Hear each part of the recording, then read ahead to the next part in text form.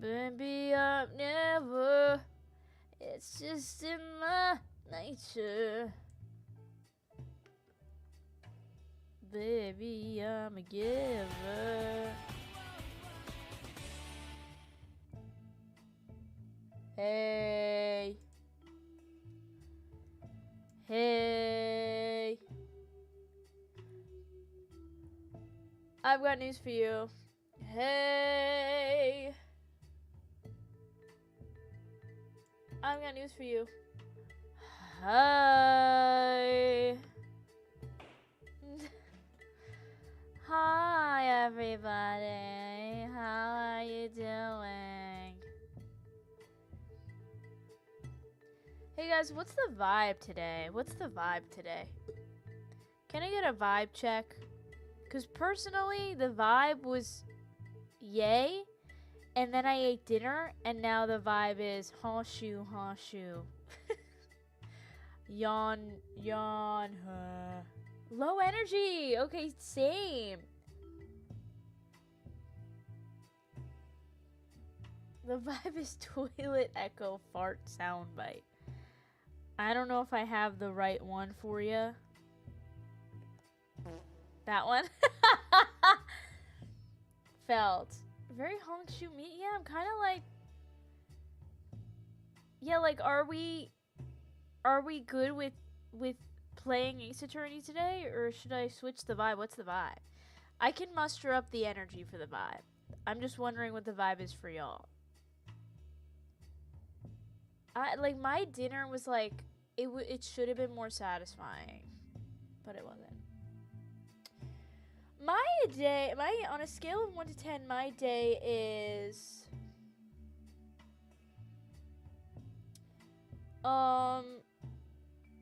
maybe like ooh, I don't know, maybe like a 5 or a 6. I feel like my day was pretty fine. My vibe is just kind of like hanshu, because I think I'm like just tired. I'm still working on my sleep schedule, and it's been hard falling asleep. Y'all ever have that where you're like laying in bed for so long? It's like, why am I not asleep? Why am I thinking too much? That's how I feel. But it's all good stuff for me. Like, I still had a pretty chill day. I was excited that I got the video I posted this week out, and I'm working on another one now. I'm excited that I think sometimes when I take a break between videos, or not necessarily a break, but when it takes longer to post, I get sad because I'm like, I kind of miss the chill videos that I post. So I had fun with that. But I did forget some people in that video. I'm very, very sad. I forgot the Way Out couple. I am so mad because I had it on my list and I just forgot. But yeah, I was happy about that. And then what's today? It's Wednesday. Yeah, today I'm like, it was a fine day. A middle-aged man yelled at you. Give me the address. I'm on my way. I'm on my way. I'll bring an air horn. I'll shove it in his face. Ugh. I hate when people do... Like, why are you yelling at me? Like, why are you even... Don't do that. When people, like, get mad at you and you're like... I don't even know who you are. That's like if I drove and had to deal with, like, road rage. Road... Oh my god, why did that sound wrong? Road rage. I just heard my neighbor sneeze. If I had to deal with that, like, I would just cry. Like, what do you mean you're yelling at me?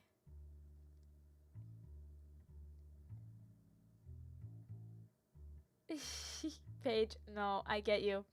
Shadowheart is so amazing. Why is she flirting with me? I hope that people that yell at other people get embarrassed later. I don't know, like, I don't think I've ever, well, I could be lying, but I don't think I ever have, like, yelled at someone like that. I don't know. Like, in an argument. I don't think I'm not, like, a yeller. I don't think I'm a yelling person.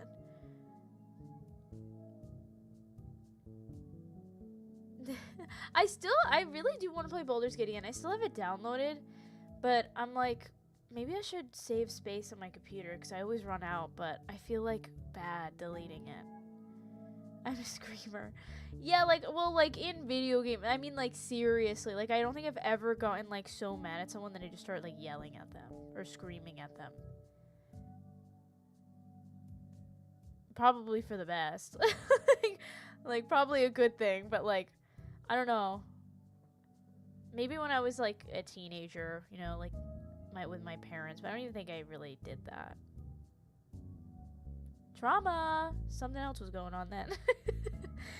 Yeah, if I don't, like, I'm the type of person that, like, grumbles. Like, if someone pisses me off in public, or, like, a stranger, I'll just be like, oh, you freaking, oh, like, I'll just, like, grit my teeth, like, oh, what the hell.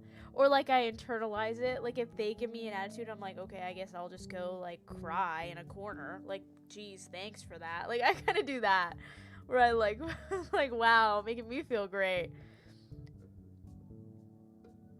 I don't have that fight in me. I don't. I don't. I'm a give-upper. I'm not a giver. I'm a give-upper. I'll just give up. Oh yeah, that's what this picture is, by the way. If y'all didn't see, oh, am I super low? Is my volume low?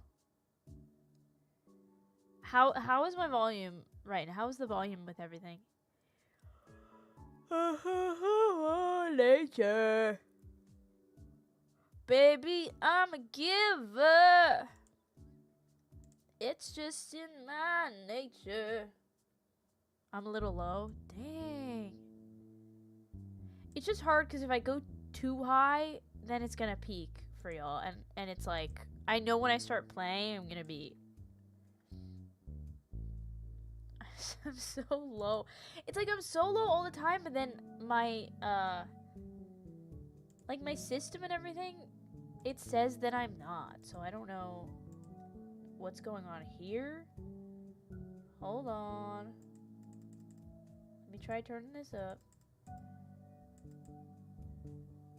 Is this any better? Wait. Does this do anything for you? I'm also like kind of not facing the mic because I'm trying to read chat. Hold on. I know we've talked about this before. Like I feel like I'm so. Is that too much?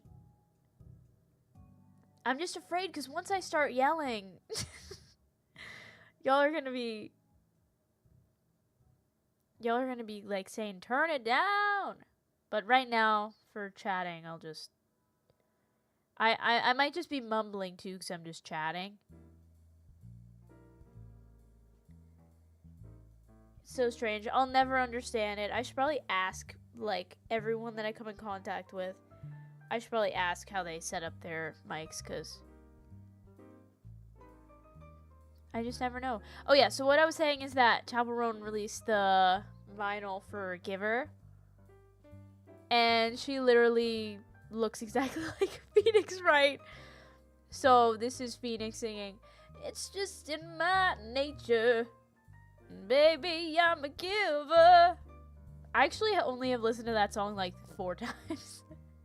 But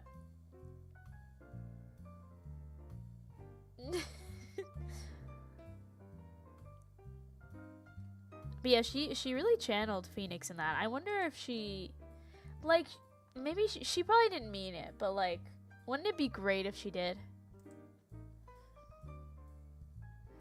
It's just in my nature, baby, I'm a giver. Baby, baby, I'm a giver. That's so... Now I'm just playing with my sound stuff. When I put my... Basically, I have a thing where, like, it's an app, and it'll show my mic, and I can listen to my own voice in my headphones, which I never do, because why would I want to? I have to listen to it later all the time. But, like, when I turn that up, I sound so fine, but then whenever I stream or record, it's so low. It's so weird.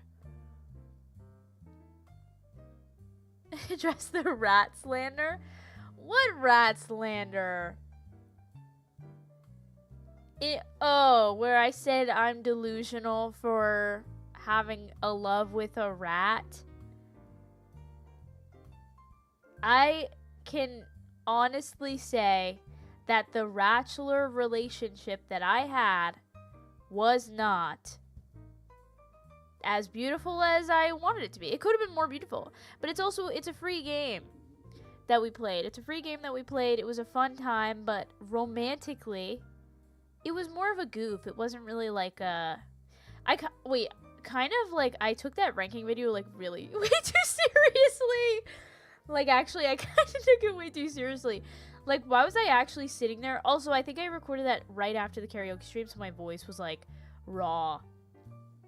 It's a terrible way to say it, but I'm like, I was like like serious. I took the ranking.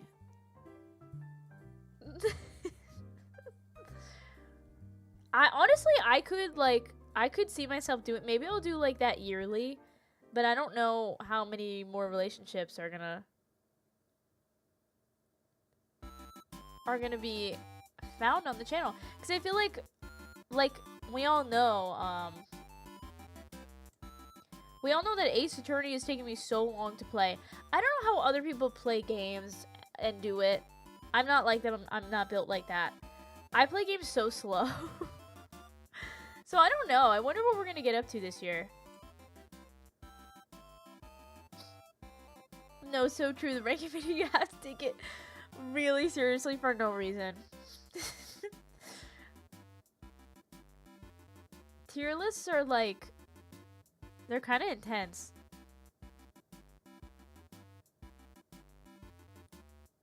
Yeah, it's like duration time for playing game and then duration time for goofing. There has to be a good balance. Actually, more goof probably than game. Oh, if I started Zelda, it would be... If Baldur's Gate took as long as it did, didn't it take like almost a year? Or like a super long time? 2 streams a week. No, literally, like 2 streams a week is a lot for me. But like it's nothing. Plus the videos, exactly. It's a lot. But we'll see. Oh my god, I forgot about GOTS too. I mean, most of it was like the main ones. Like, I scrolled through my videos and I tried to remember like what I said in certain ones. And the ones that I picked were like the ones that stood out the most. But there were a couple that I didn't do. So I mean, next year I could do like every single person I even made a comment about. Because there's some characters that I just made a slight comment and like that. That was a lot too. So maybe next year I'll do like every single one. Like this was mostly the main ones. I'll try not to be hard on myself. I'll try. I do like my time. Like time is so hard for me. I talk about this all the time. But time is just like so difficult. And I'm learning it now too, because like I have more like in my schedule right now, like outside of streaming. Like I have stuff like actually in real life plans, which isn't like usual for me. I don't really like do stuff a lot, but recently I have things that I have to like be ready to leave my house, which is crazy. So even less time, but also it's like almost feels like more time because I have less time. Does that make sense? Like it's kind of like when I was in school. Like when you have classes, I feel like you take the free time that you have more carefully and it goes by slower and faster at the same time. It's like weird. You leave the house. I shouldn't be now. There's so much snow. It's so annoying. I hate leaving the house, but I also have to, or else I'll be sad.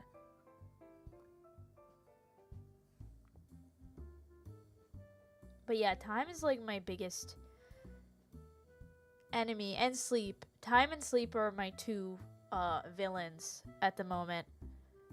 I'm having a hard time sleeping for like literally like no reason. There's not really a it's just like anxiety from nothing. Like I don't know why I'm like, it's annoying. Actually last night, guess who was in my dream? Big Time Rush. They were like at the mall or something, and they were doing some sort of performance, and I was like, oh my god, I want to go see it. And then I think that they were like handing out posters, and I took one, but I like pretended that I didn't know them or something. Like I was doing the YN thing. I was like, I don't know you. I don't know who you are. No, the thing about Chris Pine, once I vocalized that I liked him, the celebrity crush went away. Whenever I vocalize a crush, I think I internally get embarrassed of it, and then it goes away. So, unless I watch, like, Star Trek or something, yeah, I don't really think about Chris Pine anymore. I don't really think about it. Yeah, the universe stole it from me. Someone else out there is having a Chris Pine fixation. No, yeah, I don't have time. I only enjoy painful love. True, though. True. I like that tragedy. I'm actually, right now, I'm reading a series that was recommended to me so long ago. So if it was you who recommended it to me in the Discord, I finally started reading it. Little Thieves by Margaret Owens, I think. That I don't remember who said it, but whoever said it, I'm sorry it took so long. I really liked it. I really, really liked the first one. It's like, because this is what I started doing. I've been reading myself to sleep, so like, I force myself, but I enjoy it. I force myself to read a chapter at least before I go to sleep. Just to, because I was like sad that I was in a slump and I wasn't getting through things. And it almost feels like the vibe of like when we used to have weekly episodes. Like weekly episodes for a TV show. Like that's what it feels like. Like I'm excited to go to bed so I can read the chapter and see what's gonna happen. And this book that I'm reading is like, it's not this like amazing book. And it's kind of like silly and goofy. But it's so fun. It's so fun. I just had a lot of fun. I finished the first one. I'm on the second one now. And, like, I don't know. I just feel like the author had a lot of fun with it. And I could feel that, like, fun.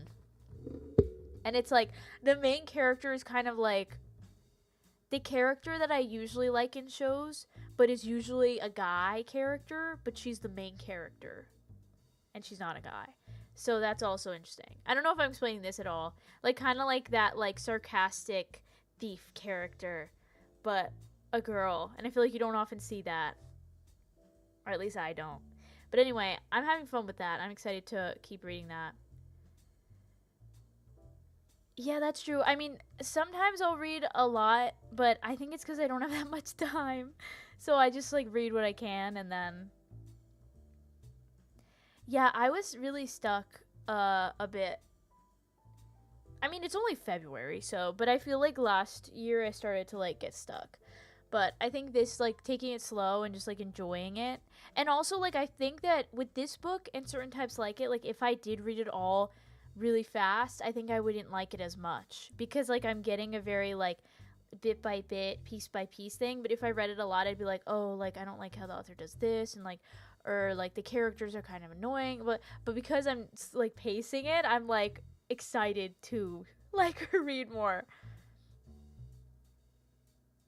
Can I be honest? I tried to read A Court of Thorns and Roses a while ago, and I absolutely hated it. I hated it. I didn't finish it. I hated it so much. So, sorry. Very sorry to anyone who likes it. We can disagree and still coexist. I mean, I think that it would be fun to read, like, to hate read, maybe. Like, if someone I knew was reading at the same time and, like, do, like, a little book club and discuss it. But alone, reading that alone, there's no joy for me. I need to have someone that I can be like, what the hell is going on? And then, like, tell everyone how I feel. Yeah, and the author, too, is a little bit iffy. But yeah. I mean, hey, libraries exist, so if you want to read things... Because I think it's still important to, like, I don't know. Like, sometimes I mean, not necessarily for this, but you do have to, like, be able to critically read things. You know what I mean? And see what issues you have with them, and, like, I don't know if that makes sense. But yeah. Reading is fun! It is. Maybe. I think right now I really like, I like the book I'm reading now. I don't know what I'm gonna read after, though. I think I was feeling, I don't know, like, I usually go for rom-com books, like romantic comedy, contemporary books. But I'm kind of in the romantasy, like, I really like this series I'm reading right now. I have read the Darker Shades of Magic series.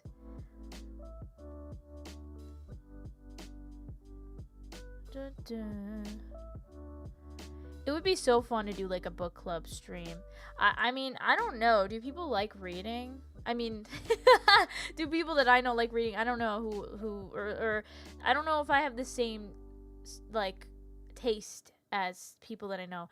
I like a lot of, like, I don't know, I like a lot of, like, romance books, but I think I like YA books a lot, because but it needs to be very specific. Like, certain YA books are too YA, and then certain ones are, like, perfect balance. But it really depends. Depends. I think I was gonna read, I had some books on my list that I was gonna read next. There was a book called Anastasia I was gonna read. I'm kind of in that, like, fantasy vibe.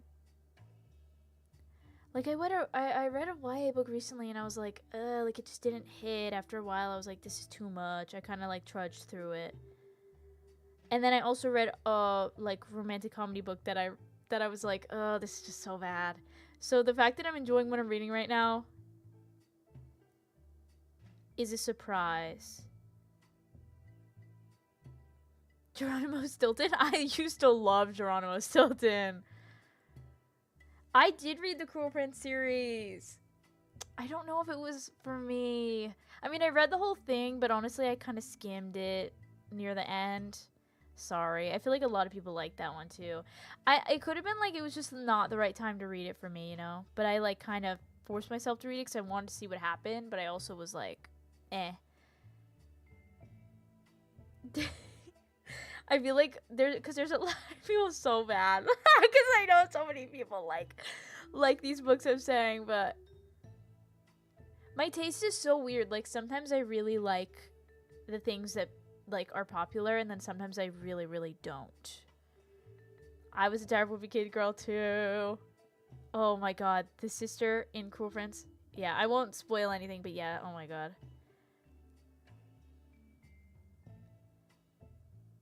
I'm trying to think of there was a book that I was gonna read. I think I am just in my, like, romancy book.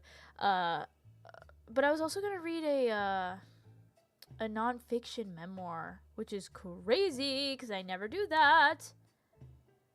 I think, like, the vibe I'm in right now is, like, Six of Crows, or I just like the group of characters that shouldn't that, like, have complicated pasts and histories work together. Like, that's, I love that.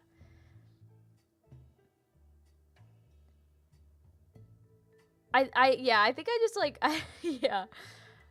Just because I don't like something doesn't mean you can't like it. Let's just, I mean, I feel like we all know that. That's just basic humanity, huh?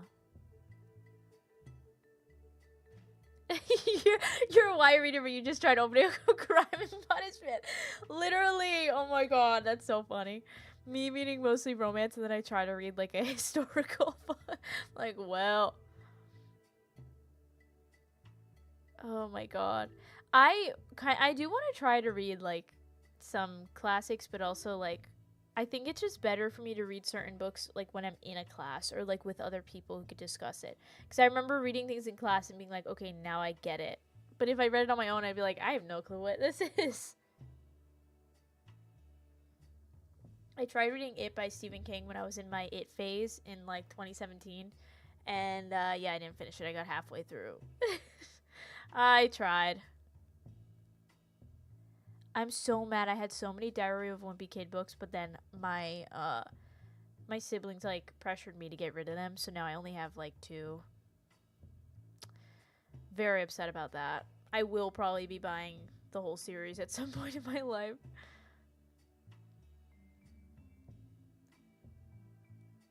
I haven't had like a favorite book though. Like I really want to find a book that's like jaw-droppingly good. I do have Rodrick for Wilson. I do. I actually have a signed copy. I didn't meet Jeff Kinney, but my siblings went to like a Comic-Con or something, and he was there, and they got it for me, which is cool. I've got memorabilia. I forgot about that. I should like put those in a glass case.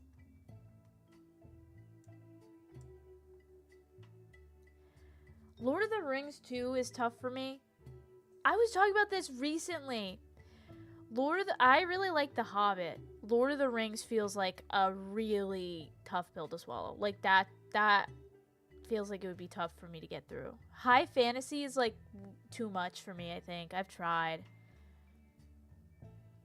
A French spy fiction that takes place during the 7 Years of War.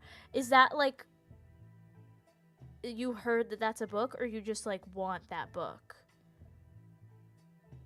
Because I have the same vibe where I'm like, I want this specific story, but I don't want to write it, so someone else do it, but also don't take my idea. You know what I mean? You want a book about that. Oh. There's got to be like a Reddit, some sort of like list of things that people want, like books that people want and are asking for. Like there's got to be somewhere.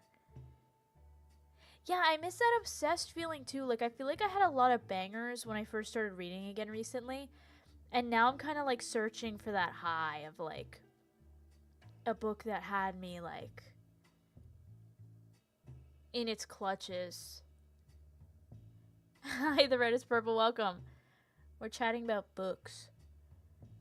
Yeah, Dune, I don't think I'll make it through. I didn't even like the first movie. I think that I might like the second. Like, I know something about the plot that I didn't realize before. And I was like, oh, well, I feel silly for the way I thought that this was going to go. But hey, if you watch one movie and you have to wait years for the next one, you're going to make some assumptions, you know? Yeah, I don't have that either. Like, I don't have a really good show right now. I had a mini obsession with Star Trek, and now I'm kind of, like, out of it. I got shaken out of it.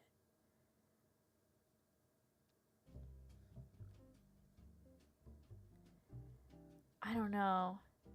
Yeah, exactly. The guy's name being Paul. That literally, I was the whole movie sitting there like, I can't believe this. I absolutely have watched Outlander. I haven't watched the recent season. 7. I don't remember which one I was on. That Outlander is so fun though. I love that show. Yeah, Gilmore Girls phase. Oh my god, that was like the pinnacle of when I watched that recently for the first time, and I just remember like how joyful it was to just like have that on. I was thinking of doing a rewatch of something recently too. I was thinking because New Girl I also rewatched like a couple years ago, and it was like a really good time, so maybe New Girl. But then I'm also like Merlin. I haven't seen it in a long time, and watching that for the first time was so good. I don't know. I think I'll get into I'll hopefully get into a phase a good obsession phase with something. Also, the time thing is the problem, because it's like fitting in everything. Everything. It's like I don't have time to watch movies, then blah, blah, blah, blah, blah. But Gilmore Girls, I think that you have to be in the right mood for it.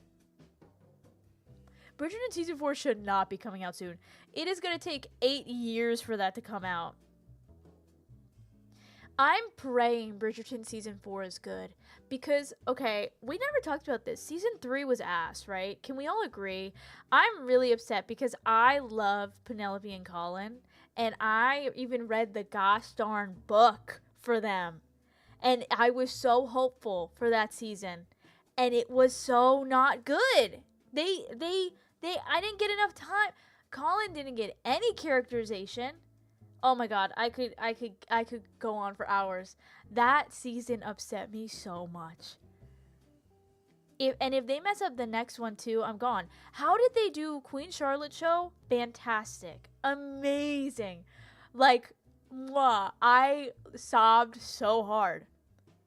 And then Bridgerton Season 3, was it the same writers? Who did they get on that show after Season 2? They made Season 2 and it was amazing. They had this amazing chemistry with this cast. They treat the 2 lead actors like ass too.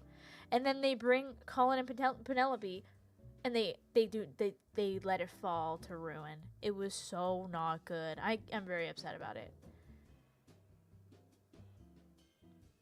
I'm like, why did you I was like, I could go on and I could fix it. I'm like, you had source material. Why are you adding all these side plots? I don't know why that's there. Don't even talk to me. Don't even talk to me. Colin needed to have a bigger presence. We needed more about his character, his relationship with his brothers and family. Oh my god. Sorry, I don't mean to go on a Bridgerton tirade, but whew, that awoke something in me. So bad. So bad. And then I saw the Season 4 teaser, and I'm like, you better not. I don't even really know much about this plot, but don't screw this up. Because if you're going to introduce queer characters and you're leaving them for later in the series for Season 8 or whatever, don't make it get canceled, because now I'm invested in that. That's how I feel. I'm like, I'm not spoiling anything, but I'm like, don't screw this up, because then you're gonna blame it on the fact that you introduced the queer characters and not the fact that your writing is ass. Yeah, Colin's screen time was just him doing a duck face, like model pose. Give him some lines. Give him some character. What are you doing having him just be like handsome or whatever? Like what? And then making out with other people. I don't need that. I need him to like sit down and write and talk about how sad he is as a writer. My god. It's so annoying because they had such a good chance with him to make his character so good.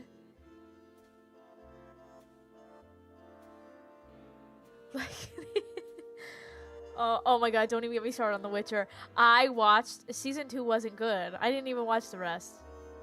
Season 1 was so good. And Season 2 had, like, potential, but then they screwed that up too. Oh my god. I could talk about TV shows for so long. Season 1 was like a journey. I'll never forget putting on a 2-hour video of Toss a Coin Your Witcher just so that I could learn the lyrics. And then what did they do? They ruined it. The curse of Season 2. Yeah, with the shows nowadays where it's like 8 episodes or whatever, it's like the first season is more like the pilot episode. No, not even true, because the pilot episode is usually bad. Or maybe the second episode, because in the olden days when you had a good old 24 episodes, it was like episode 1 was kind of sucky, and then episode 2 was like the real pilot, the real good shit. But yeah, now it's like season 1. If you don't, oh my god, I have watched Supernatural, and honestly, I was thinking about rewatching it recently. That's another one. Yeah, I think it depends on the 8-episode seasons. Like, I did watch a show that was like a short series. It was 6 episodes. I was like, you're insane for that. We're going down from 12 to 10 to 8 to 6? And I gotta wait how long for the next season?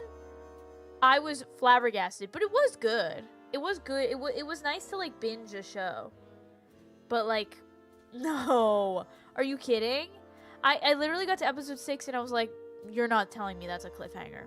On the 6th episode, I barely got my toes in the pool and you drained it.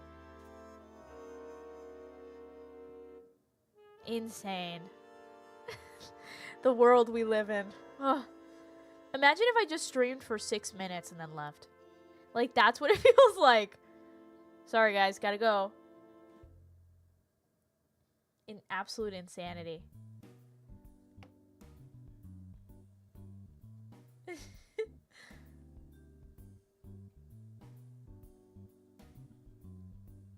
Yeah, I haven't watched. I have the I kind of feel like the fact that TV shows. Okay, wait, I'm about to like spit some real truth. Like, this is gonna be like, I feel like I just cracked a code.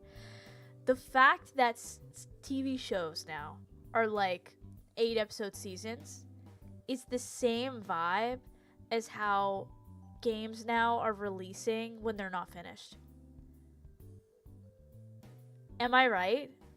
Like, why are we living in this world where, like, I go to watch a show, it's 8 episodes, and then I have to wait years and years and years for next season, and then it's only another 8 episodes.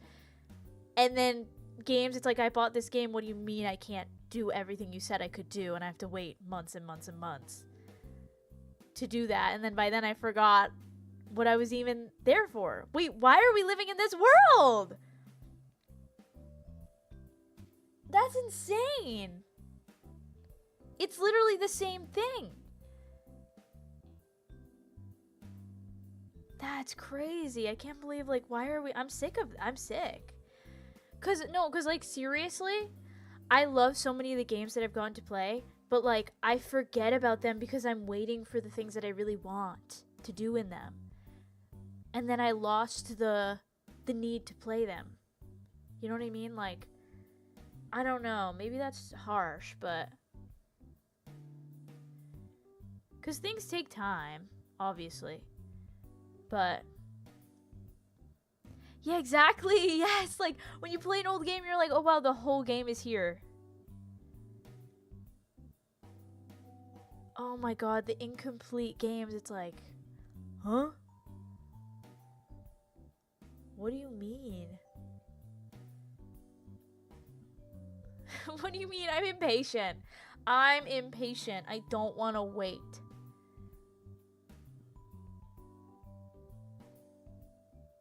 I don't want to wait.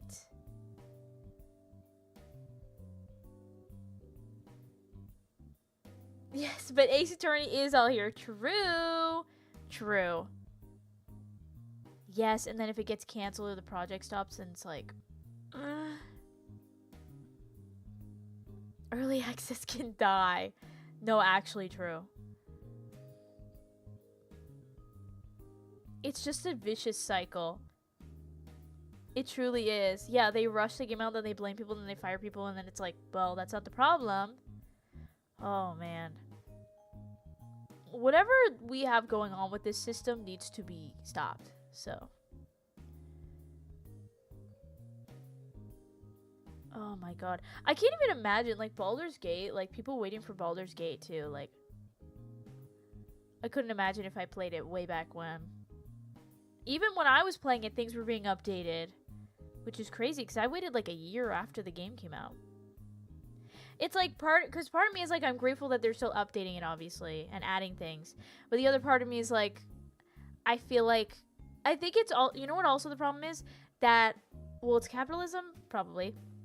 but it's also the fact that like games and things are all digital, so they can fix it. You know what I mean? Like before it was like you buy the cartridge, that's the game. You buy the disc, that's the game. But now because we have like the online thing, it's like you don't ever own anything, so they just keep like fixing it. And we really need to go back to like physical stuff. I need the physical stuff.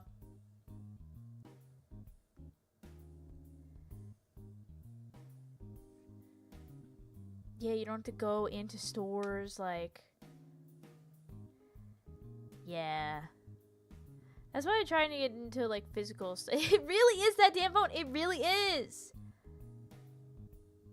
Like, I appreciate the adding things, and I do, but I do think it's also an issue that, like, we don't... It's like you're always... But then I also feel like I'm spoiled, because it's like... I'm always consuming. Literally, Anna, I'm always consuming. And I'm never used to, like, okay. Like, I never get to just finish my plate and rest. I'm always getting more food. Which, I don't want to be greedy. Just give me a little bit and that's it. End it. Yeah, we don't own anything anymore. That's what I mean. That's why I'm fully on the train of physical media. I have been since I was pretty young, honestly. Like, buying movies you like, buying... I have to start doing, like, CDs. Like, that's what I'm going to start doing if I go to a concert. You pay the artist for the concert, buying merch, buying their CDs, support them that way. Yeah, owning... You can own things, you can. It's just that it's more... The world is more revolving around... not owning anything. I don't collect CDs because I don't have a CD player, but I'm going to get one and then I'm going to collect them.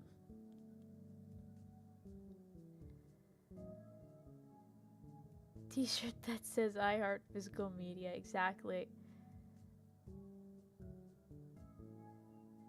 Yeah, Noodle, I feel that. I feel that.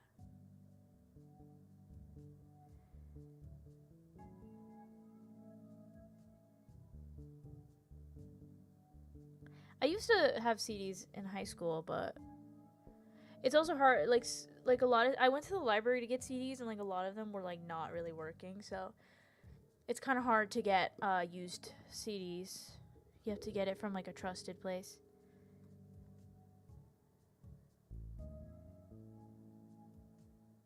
Physical media is so important.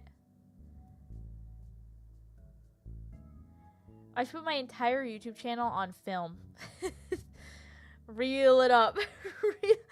Reel up that Rinqueen archive. Could you imagine?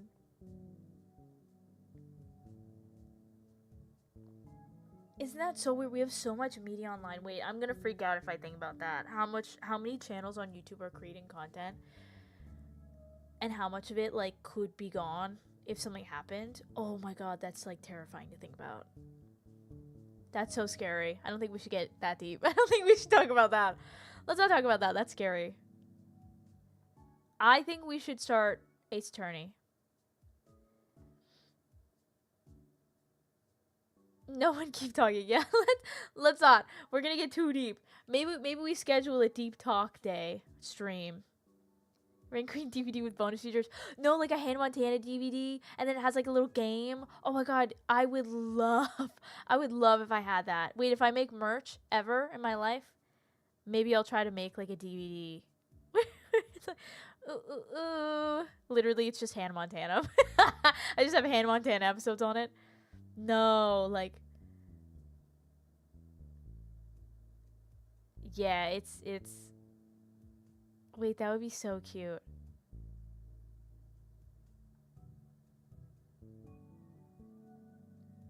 I love my DVDs and Blu-rays. That's my best. Friend mixtape. Wait, actually, a mixtape would be so cute. Oh, that's nice.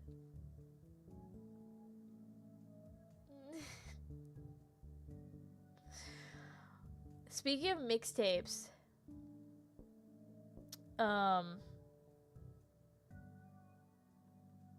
we should we should roll on over to the courtroom.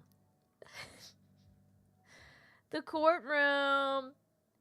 No, but honestly, when you think about it, my channel is just a bunch of like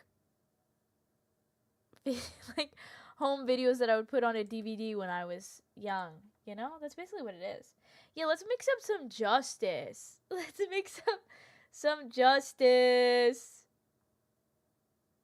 Mixing up. But yapping. I know. It's so fun. I do love a yap. But we're gonna yap in game. Right? And I do, like, want to finish this case sometime in the recent... the recent life we're having. In this lifetime? That's what I meant to say. I can't even speak! I want to finish this case. And also... Okay, I'm gonna be honest. I want to finish this case because I want to know the truth about everything, right? But I also really want to play Sims at some point again. So, and I don't want to, like, not finish this case and play Sims and then forget about the case. You know, like, we have to play the case. Rinflix. No. Oh my god, DVD rentals. But it's all free. It's like a library. I would rather it be like Rinbrary. I think this Sim, like, I don't know with this. I don't know if the Sims bug is gonna hit. That's why I'm like, I should play it while it's here. I think it would be fun to make a family though, and like play it without cheats, because I've never really done that. Rinbrary. It's like the hardest word to say.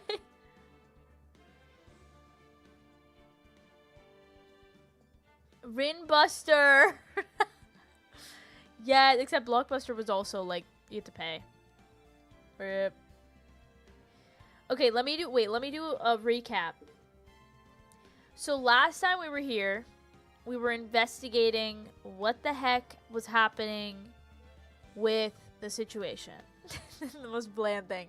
So Phoenix and Maya were looking around for proof that the Loch Ness Monster did not exist so that Lotta Hart would tell us information she had. They did they found out that Larry's inflatable samurai thing was in the water, and that was what was the bang and everything. And Lotta told them that there was another witness that was in the boat shack, and in the boat shack was an old man and a parrot. And the old man is somehow tied to Edgeworth's DL6 case where his papa died. He was like this guy was maybe the guy that was in the elevator where his dad died. Something. And now we're at the trial. I think that's it. I think that's all. I feel like this trial is going to be a long one. The last one was a long one, so I have a feeling this is going to be a long one. Day 3, trial. Polly the parrot knows some stuff. Said something about remember the DL6 incident. So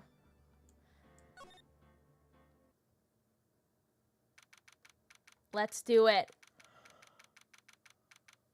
1 yawn and 10,000 justice. Doesn't make sense. December 27th, 10 a.m. District Court, courtroom number 3. Phoenix's stance against the desk. Look at him. He's glaring at that man across from him. That excuse of a man. That vampire of a man.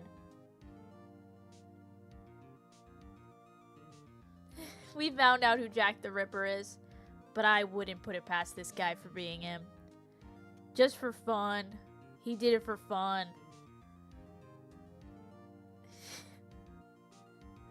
Court is now in session for the trial of Mr. Miles Edgeworth. Yeah, I kind of miss this guy. Look, it's a judge. I haven't seen you in so long, Judge. How are you doing? How are you doing? You still haven't grown hair on your head? Sorry. Too soon. He can't wear that Santa's hat in the courtroom. It would be too conspicuous. The defense is ready, Your Honor. This guy's back. He's still clutching his sleeve. Clutching for muscles he doesn't have. Very well. Apparently, the prosecution is also ready. Oh, Judge, so you can read minds? Because I didn't hear anything. I didn't hear anything. I didn't hear him say a word. So, are you guys talking in each other's heads? I'm not jealous, but who's the judge here anyway? Mr. Von Karma, your opening statement. Oh, don't worry, he's not going to say anything. You'll just hear it in your mind. Very well, no opening statement. So, are you kidding, dude? God, I wish I was on the same page as someone as much as the judge and Von Karma are. Because, like, what do you mean? We finish each other's sandwiches. That's what I was gonna say. Like, that's literally them. Oh! Not. This fucking guy.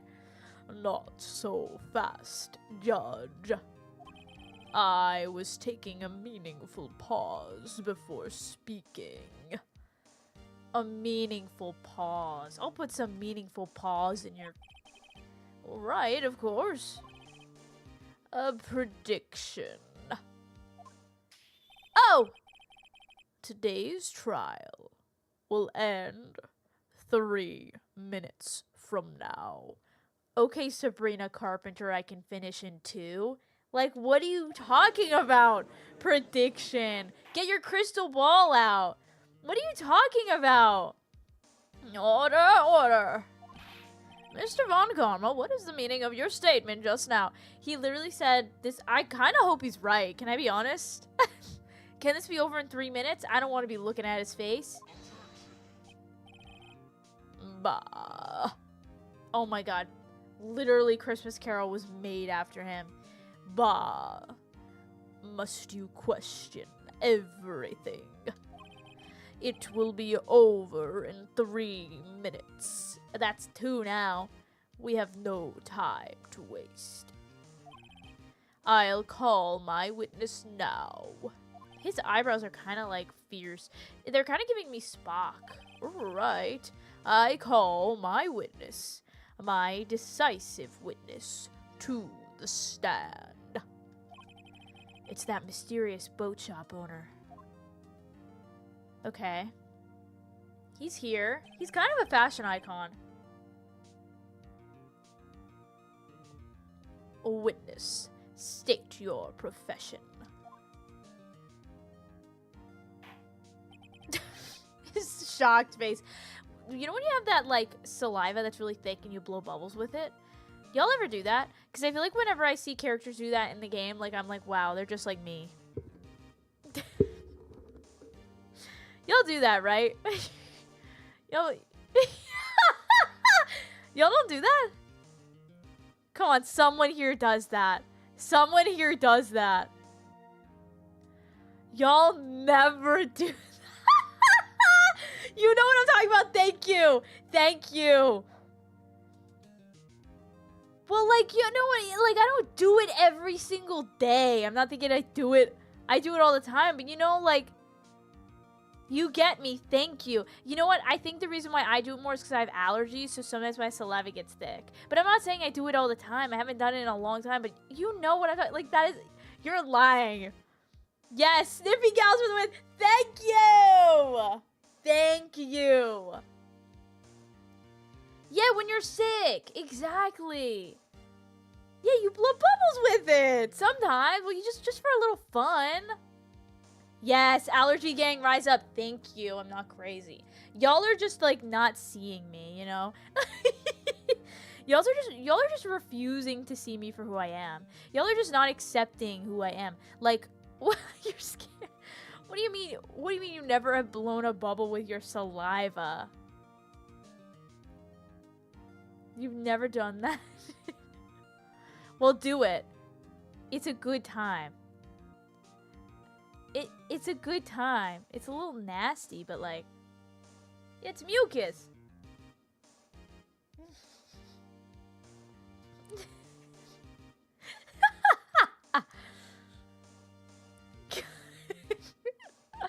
You don't have allergies, but you do it anyway? Thank you. Thank you.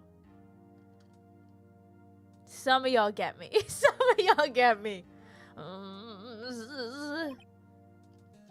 I am the proprietor of the restaurant. What noodle and gore leg? Oh!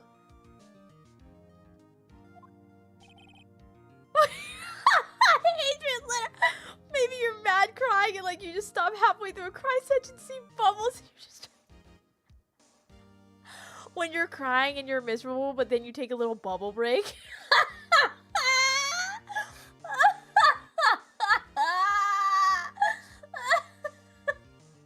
Let me just pop a couple bubbles real quick and then go back to being mad. That's so funny. I also rent boats. Bubble buddy. Me creating my own bubble buddy with my snot bubbles. The night of the incident, you were in the boat rental shop, correct? Yeah, I was. Please testify. Wait a second. We still haven't heard who this old guy is. Now, are we doing the cha-cha? Why would I let it slide? Raise an objection. This guy raises an objection if you even think about blowing a snot bubble. Raise a gosh darn objection. And don't be shy about it. Wait a minute. The witness hasn't stated his name yet. Because I did not ask him, Mr. Right. Bah. Okay, Mr. Sheep. I have predicted this trial will end in 3 minutes. Well, that's the thing about predictions. They don't always come true, my man.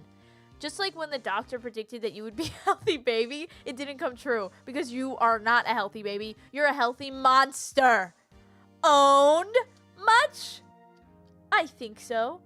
Objection, Your Honor. I owned him too hard. Your Honor, take that. Owned.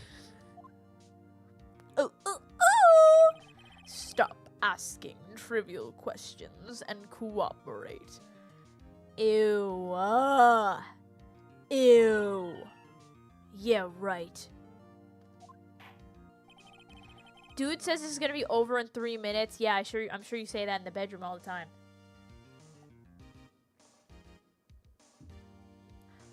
Owned.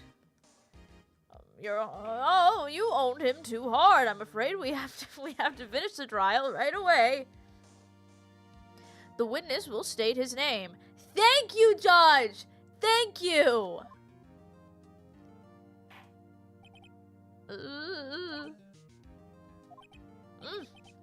Well, I'm not really sure. What do you mean? My memory. Okay, well, someone is sure. Someone is sure of who you are. So, what? Your Honor. The witness does not remember anything beyond the last several years. Okay, but in the last several years, someone had to have called his name. Or given him a new one. He has to have some sort of thing that people call him. Do people just say, hey, you, to this guy all the time? If you own a business, you have to have a name you write down on the certificates. What do you mean you don't know who you are? Ergo, he cannot recall his own name. Huh? He can't recall, you say? Perfectly reasonable response to me. No, it's not. Bro, your name is Judge, okay? Even you have a name and it's Judge. If he wanted his name to be Boat Owner, that would be fine. Boner? Boat owner? Anyway, it would be fine. He just needs some sort of name. Yes, but the incident in question took place 3 days ago. And 3 days ago, he should have decided some sort of stage name, anything, he can testify. But if he can't remember his name, what makes you think it's fair to have him testify remembering a killer in a case? In what world does that make sense? Very well. Oh, wrong person. Well, he probably did say that for the judge at this point. At this point, they're speaking for each other. They finished each other's sentences. Very well. Let's hear his testimony then, shall we? Witness? I'm just so mad already. Like, none of this makes sense. The night of the murder.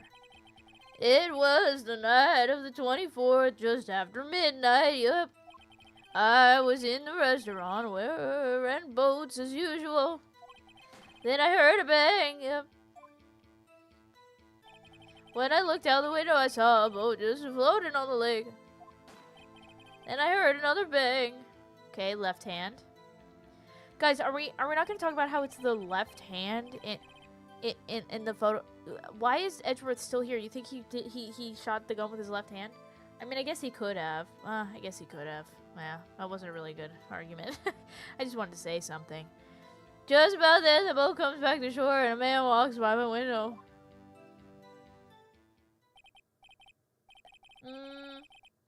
A man walks by your window, but what man?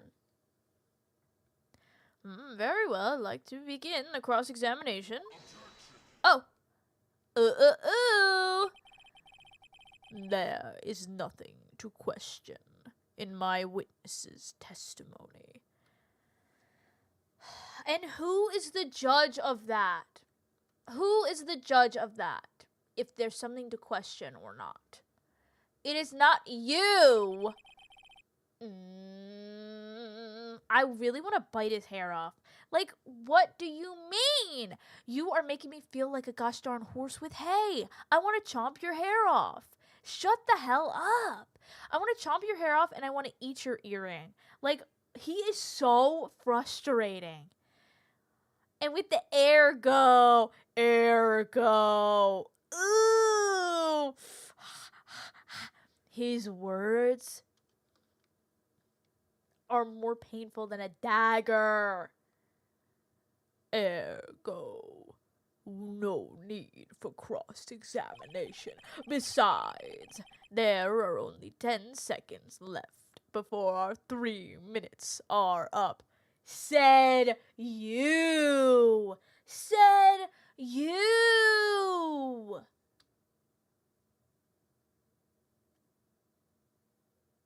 Nobody said no. The only person who gave us a limit was you. You're making this pressured for no reason. You're making this pressured for no reason. You are making this like Mad Minute in 4th grade. What do you mean I only have 10 seconds left? No, I don't. I'm taking my sweet time with these fractions, and your actions are not going to slap me in the face. Judge. Your verdict now.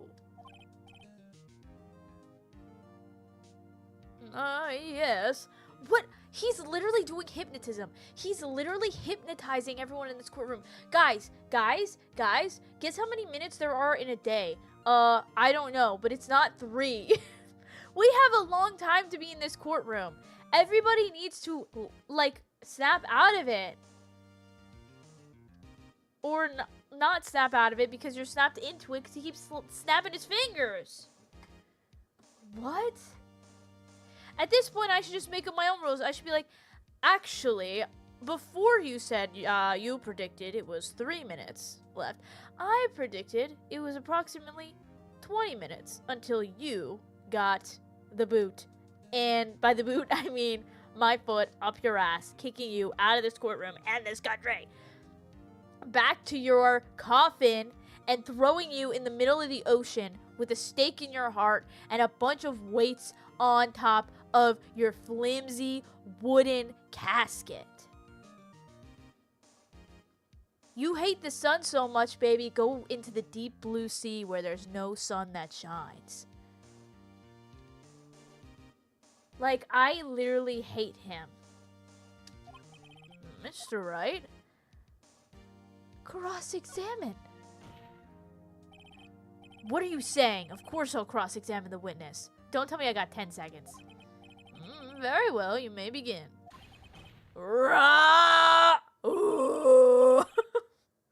Excuse me, Mr. Von Karma. He's having a literal, like, tantrum. It's embarrassing. 3. He is so embarrassing. Wait, no, because this is actually so embarrassing.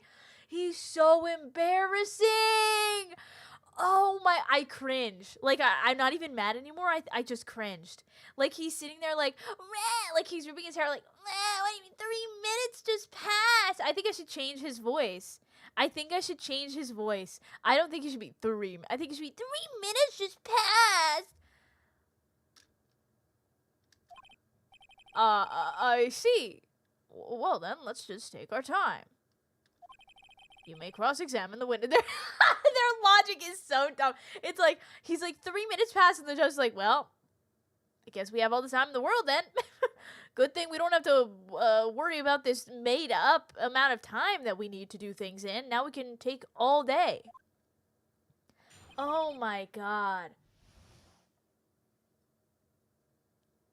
No, actually his voice has changed now. What a freaking embarrassment to the vampire community. That was pretty epic from the judge. That was that actually was so epic. It was a night. Okay, I'm just pressing on everything. Just after midnight, you say? Yeah, just around then. Are you sure? I'm pretty sure, yep.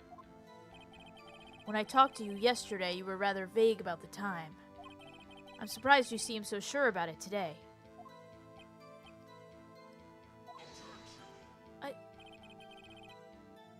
I asked him and he remembered. Isn't that right?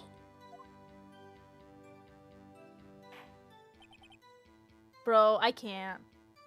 Like, low-key, why am I raging? I freaking hate them. I hate them. Where is Edgeworth? Like, can he at least stand next to me and say some words to me? Like, I literally don't think I can handle this emotional, like, turmoil alone. I wish I was like this guy. I wish I could sleep as easy as he does. Don't glare at me like that. I remembered it clearly. I did, yep. You see? Continue. I was in the restaurant where I rent boats as usual. Okay. Is there anyone who can verify that? I guess Polly could. That's not good enough for a court of law. Mr. Wright, exactly what's not good enough? Literally! Your Honor, this Polly is a parrot. A parrot? Don't be so hard on the girl, Keithy boy. Keith? Oh, Keith? I forget. The prosecution concedes that we cannot prove the witness was in the shop. Witness, please continue. Then I heard a bang. Okay. And where did the bang seem to come from? From the lake, I figure. Oh! Are you certain? Yup. Good. Continue. Freaking hate this guy. Ugh! I'm so mad. My jaw is just like, oh my god, my jaw just went pop, pop, pop, pop. I'm so angry. When I looked out the window, I saw a boat floating in the lake. Wrong person. I'm just saying that for everyone now because I'm so mad at both of them. Was there someone in the boat? It was pretty far out there. I couldn't see clearly. But I figured there was 2 men out there, yep. But you couldn't see them clearly. Yep. At the time, that is. At the time. Huh? What does that mean? Huh? Then I heard another bang. Okay. So you heard 2 gunshots total. Yeah. That's what Lotta said in her testimony yesterday. Just about then, the boat comes back to shore and a man walks by my window. By your window? Yeah, by my window, right outside the window of my little shack. And could you see the man's face?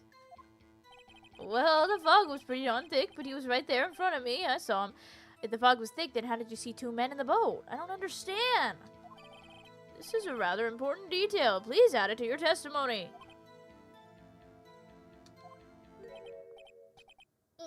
Tisk, tisk, tisk. I have a bad feeling about this. Me too. That man was the defendant, he was saying. I can't believe he's dead.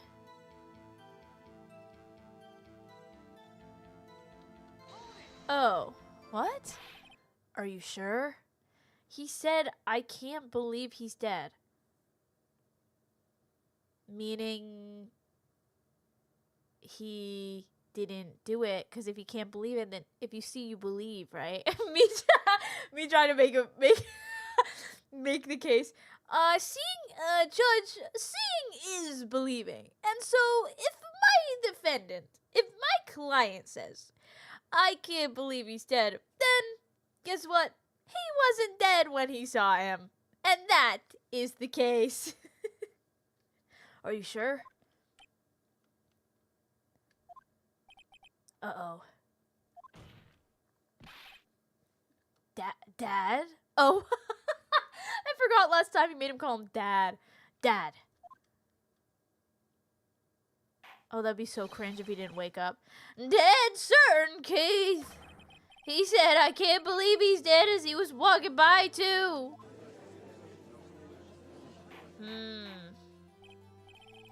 Witness, are you sure that the person you saw was Miles Edgeworth?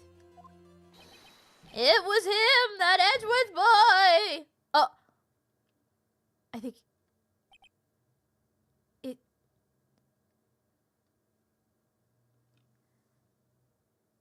Are those his last words? This sounds like decisive evidence indeed. I see no room for doubt. What do you mean? Guys. He could have just been there. You know what I mean? Like, what if there was someone else there? No one explicitly, illicitly saw Edgeworth on the boat. Shooting the gun. Nobody saw it. He was just walking by saying, I can't believe he's dead. Sounds like a bystander thing to say to me. If I saw someone killed, I'd be like, damn, I can't believe that happened. I wouldn't be like, I can't believe I killed him. If I killed him, I'd be like, I can't believe I did that. I wouldn't be like, I can't believe he's dead. Buddy, if you got behind that gun, you know what it does. You know what it's gonna do. I can't believe I did that, is what he would have said if he did it. Your Honor, there are stipulations with the wording and construction of sentences in this exhibit of evidence, and I see a problem with this. I see a very explicit problem with the way that this witness is describing the defendant's words, because the defendant would never say words in that manner, in that space of time, at that location, if he actually did the murder that he is being told that he did. And so that being said, Your Honor, I would like to explicitly say that I object! I object! I see, you know what? I don't see room for doubt either. I see a mansion for doubt. I see a whole villa for doubt. There is so much vacancy at this villa for doubt. Doubt is in every single room and is in no room at all. It is open because there is no doubt, and the only doubt that is here is in your mind and in Gwen Stefani's discography. Thank you, Your Honor. Von Karma. He lured me into cross-examining so he could set me up for a fall. No. That he didn't lure you into anything. The only thing he's luring is victims to his vampiric cellar. He didn't lure you into anything. You're fine, Phoenix. Tisk, tisk, tisk. Nick, I don't like the way things are going here.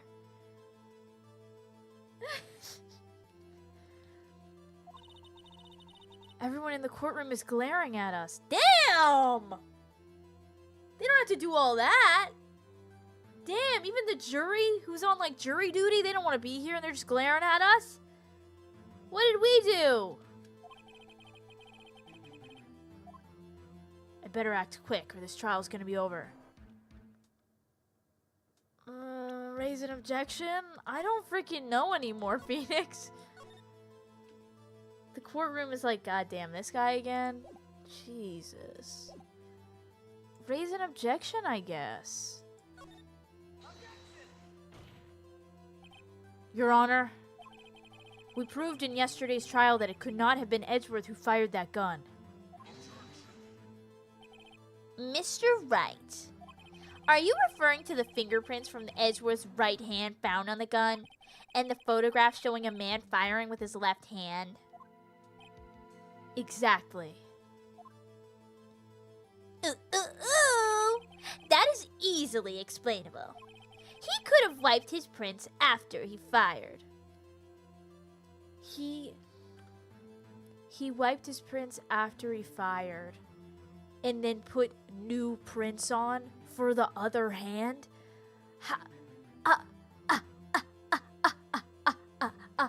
How dumb. Do you think he is? Are you kidding me? Why would he have the smarts to wipe his prints and then go, just for a little spiciness, let me put my right hand. Huh? We all know that if Edgeworth did do this, he wouldn't do it wrong. And this is done wrong. So this was not done by him. Your Honor, objection. Edgeworth is always right. Get it? Because he's right-handed. Maybe. I don't know about that about him. But it's enough to say objection. Ah! You're ignoring the truth of the matter here. Don't slap me. Everything in this witness's testimony is true. The judge is lost in thought. I don't think he's lost in thought. I think he's trying to hold back a fart. There's no way this man is thinking of anything right now. He's probably still stuck on the fact that Polly's a parrot. He probably didn't even know parrots existed. He said, Polly's a parrot. I thought Polly was an elf. Like, what are you talking about? Raise that goddamn objection. Raise it. Object back and forth. This is like tennis. This is like Wii tennis. This is like Wii racquetball, whatever it is. The shuttlecock. We're playing with the shuttlecock. Poppycock. Shuttlecock. Hit it across the room. Hit it back. Hit it back. I'm going to spike it on him at some point. I'm going to spike it on him and I'm going to like it on him. Well, maybe not the last part. Your Honor, this witness claims that Edgeworth said, I can't believe he's dead. But his word is all we have. If he were telling a lie... Oh, Mr. Wright. In a court of law, the evidence tells all. Exactly!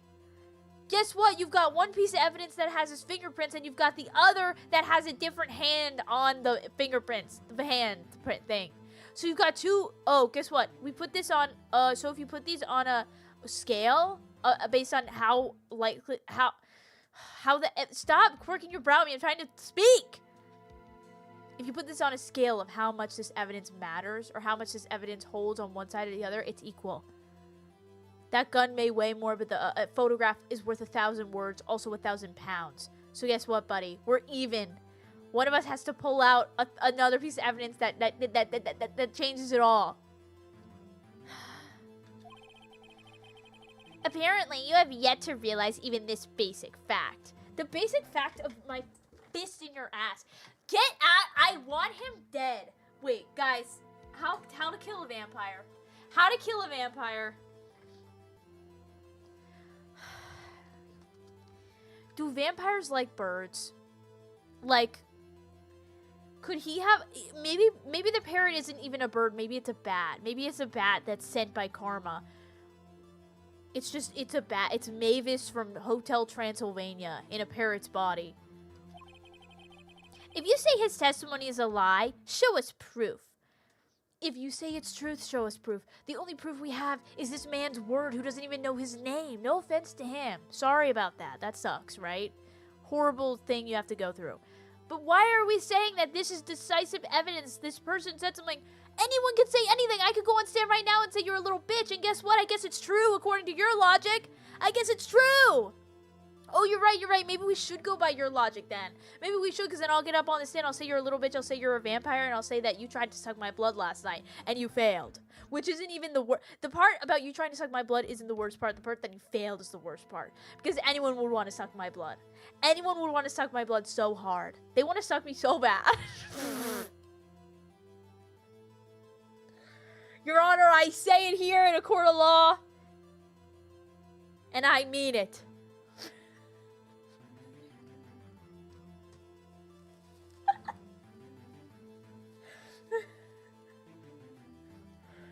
So either admit your logic is flawed or it's true, because either way, you're screwed. Either way, guess who looks like the idiot? It's not me. It rhymes with tude, and it's not my attitude. It's a you'd. You'd have done it. You'd have done it. You'd a liar. Cooked! Ugh. Nick, do we have evidence? It's no good. There's nothing I can do. Come on. Are you sure? To be honest, I don't know what to do anymore. Phoenix, you got me, babe. Just let me at him. Put me in the center of the courtroom. I'll distract them. Please. Can you hear me, sis? Please. We need your help. Nick needs you. Oh my god, he's about to jump through the portal of spirit world and strangle Mia. He's gonna strangle her. No! Tisk, tisk, tisk.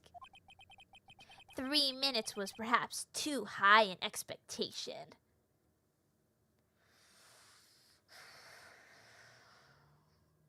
All your partners to you. However, 15 minutes isn't bad. This must be a new record. Do you have an internal clock? Oh, wait, you don't, because you have lived a billion lives. You don't know what time is. You need to get...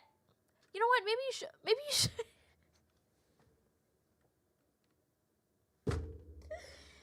I'm clocking out. I'm clocking out.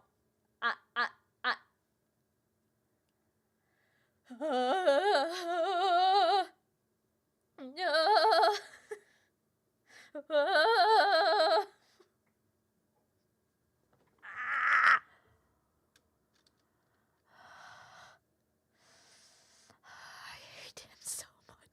I hate him so much. Enough! The witness may leave the stand. What's going on?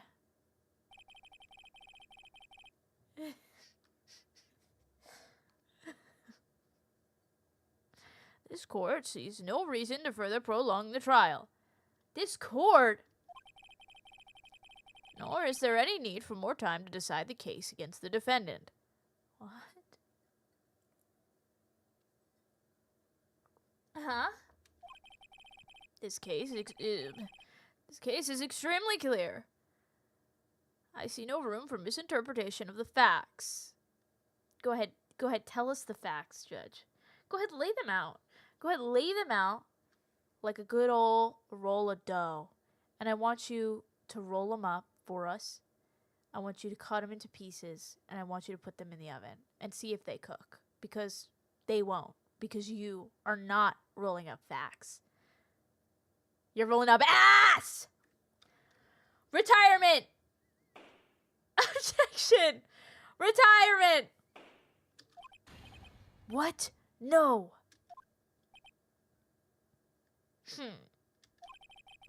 This court finds the defendant, Mr. Miles Edgeworth. I would love right now if he says not guilty. If he says not guilty right now.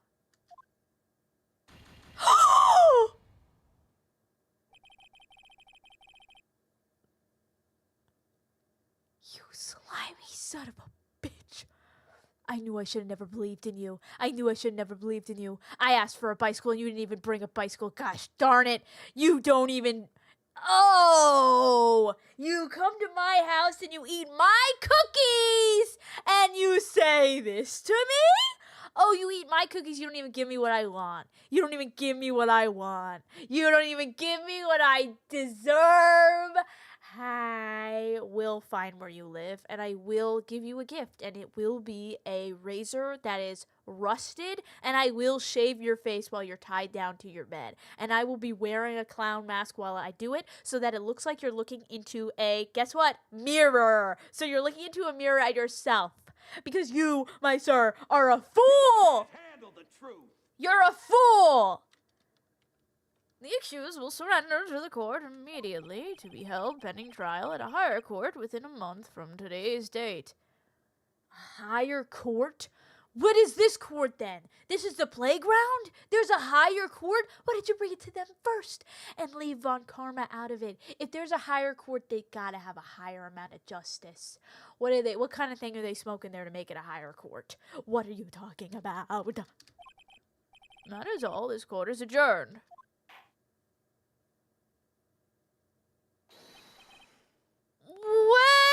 Wait! Oh. Who was that just now? Me! Huh? What? Oh! Larry! Larry Butts! I've never been so happy to smell a butt in my life. Larry! Larry came running! Larry! He slipped on his own sweat into that courtroom. Larry? What are you doing here? Listen, you gotta listen to me. I was there in the park the night of the murder. Let's go, Larry. Thank you. I always knew you were a hero. I always knew you were a hero. I never said anything different. I never even thought anything different. I wasn't sure about it until just yesterday. But today I remembered it. Remembered what? The gunshot. I heard it too. Let's go. Is he wearing socks? I think he is. Order. Oh. Ah! What's the meaning of this? The verdict has been decided. I call for adjournment. You call for your little mama in your sleep. That's what you call for. You call for your little mama in your sleep. Oh, when things don't go my way. Mom, things don't go my way. Guess what else is not going your way? Ah, mother, because she hates your guts. She hates you too. That's why she doesn't come to you anymore. One moment, Mr. Von Karma. So you say you heard a gunshot? Yeah, I did. A gunshot that night. I was sitting here in the audience listening to the testimony. Then I realized something he said was different from what I remember. Anyhow, I can't just sit here and let you call Edgy a murderer. Yeah, talk for your friend. You know this man from 4th grade. It's just not right. I'll testify. Let me testify. Why didn't he want to before, though, is kind of what worries me. But you know what?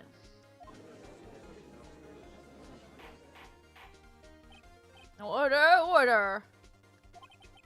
Well, this is the first time something has happened like this in my court. I'm not quite sure how to proceed. With caution, as you always never do. Judge, you've already given your decision. Oh, the trial is over. Nick, this is it. Larry's given us one final chance at this. She's right. If only it wasn't Larry. Our last chance is the butts. He could make things even worse. Mr. Edgeworth was just declared guilty, Nick. It doesn't get any worse. You're right. Okay.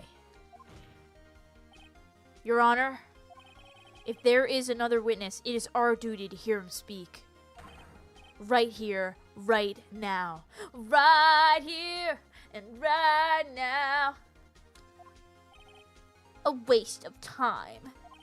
The verdict cannot be overturned.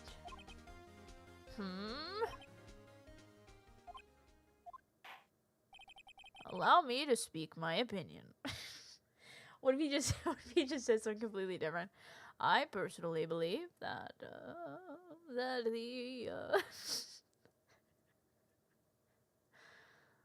the prequel movies of the Star Wars series are the best ones. They're like, okay. And were you gonna say anything about the trial? Let me speak my opinion. Alright, stop. Collaborate and listen. He just starts rapping. He says, here I go, here I go, here I go. Again, girls, what's my weakness? Men. Okay, then, chillin', minding my business. In all court proceedings, it is our duty to prevent an inaccurate verdict. In order to make sure no mistake has been made, every witness should be heard. What's this? I withdraw my previous verdict of guilty. Can they do that? You know what? I don't care. Take a bath. Withdraw it. Draw it with me. Let's do a little painting together. I'm not thanking the judge because this is like the least he could do. Mr. Von Karma, I order you to call this new witness to testify. Now. Oh. What? The court will adjourn for a 5-minute recess. After that, we will hear this new witness. We have 5-minute recess. Oh, you love talking about time, Von Karma. Why don't you count down the seconds for us? Why don't you take your little timer, internal clock, and count it down for us? Why don't you take, how many seconds do we have now? What is that? Oh, it's 4 minutes now. You better get on that. Having 5 whole minutes, that's a lot for you, isn't it? That's a lot for you. You can't handle a whole 5 minutes. You can't hold back for a whole 5 minutes. Oh, boy. I wish you luck. I wish you all the luck in the world. And I watch you fail. The court is adjourned.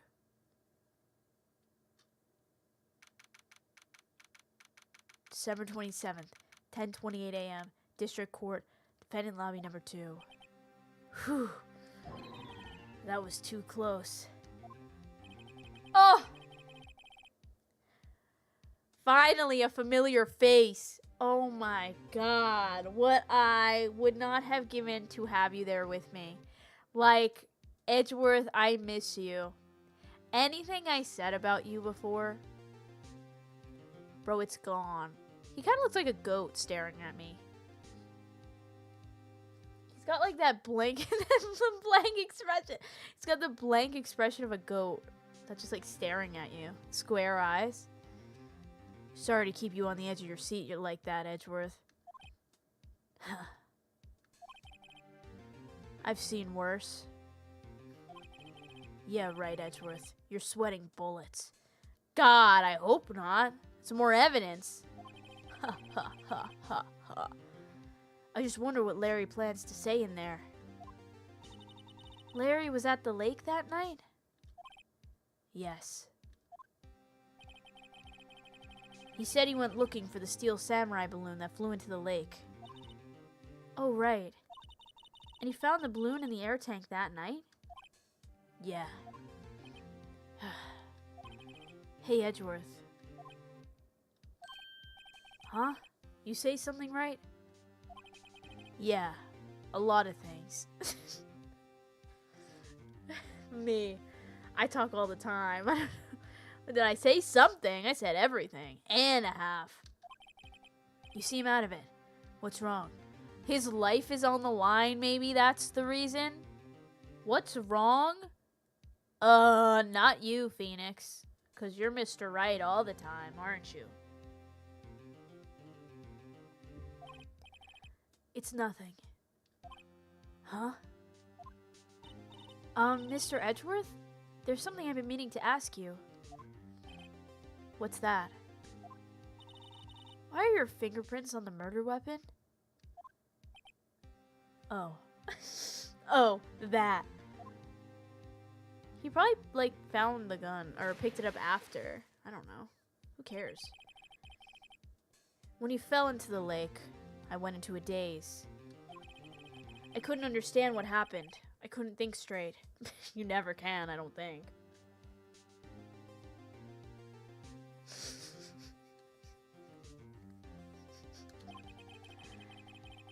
Then I saw the pistol lying on the floor of the boat in front of me. I picked it up without thinking.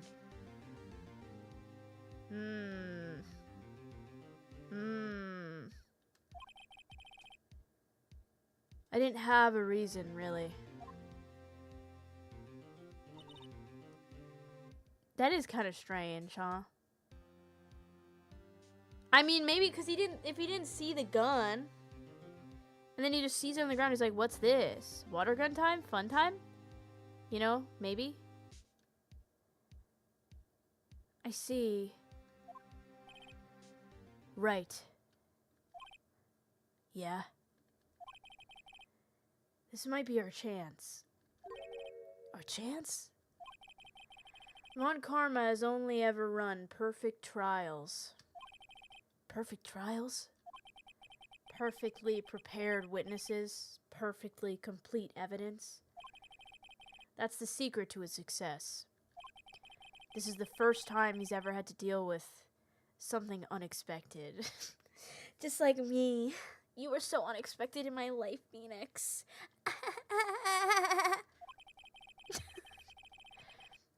He has to let something he hasn't even talked... Wait, huh? Oh, he has to let someone he hasn't even talked to testify before the court. And that someone is Larry. That says so much. What are you getting at? It's likely his testimony will be full of holes, right? Ooh! That's right, Nick. No 10-minute trial this time. We'll milk this one for all it's worth. Hey, it was 15 minutes. 15! Everything's on Larry now. I'm so good at milking, so this is gonna be great. December 27th, 10:35 a.m. We had 5-minute recess. Court is now back in session. Witness, please testify to the court about everything you saw on the night of December 24th. Right. Leave it to me. Please, Larry, don't mess this one up. I hate to admit it, but you're our last chance. Von Karma didn't even have time to prep his witness. Which, like, shouldn't that be how it is? Prepping a witness? Like, that's kind of crazy, huh? I just hope Edgeworth is right about it, this being our big break. It's my big break! Okay. Oh, you prep them with their rights and stuff. Yeah, I guess that's true. Boring! That night, I was out in a boat on the lake. I was looking for something, and I found it. So I quietly slipped the boat back into the rental shop dock. Then, just as I was thinking about going home, I heard this bang. I looked out over the lake, but I didn't see a boat. So after I heard that single gunshot, I went home. Okay, this is what's gonna happen. They're gonna be like, you only heard a single gunshot. What were you doing in the lake? The pop of the canister or whatever the hell is the first gunshot. So we're gonna learn from this that there was only one gunshot and the other bang was the canister. That's what's gonna happen.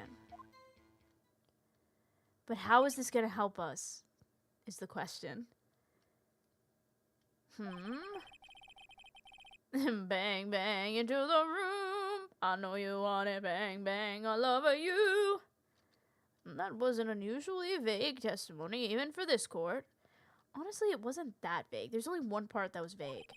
In any case, Mr. Wright, you may begin your cross-examination. Yes, Your Honor. What's wrong, Nick? It's Larry. I have no idea what he's gonna say if I press him. I'm a little scared. Well, we've come this far. There's no way to go but forward, Nick. I don't really...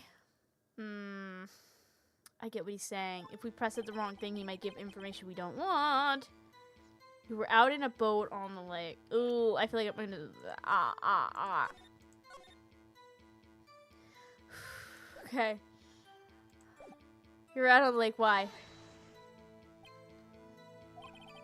Something wrong, Mr. Wright.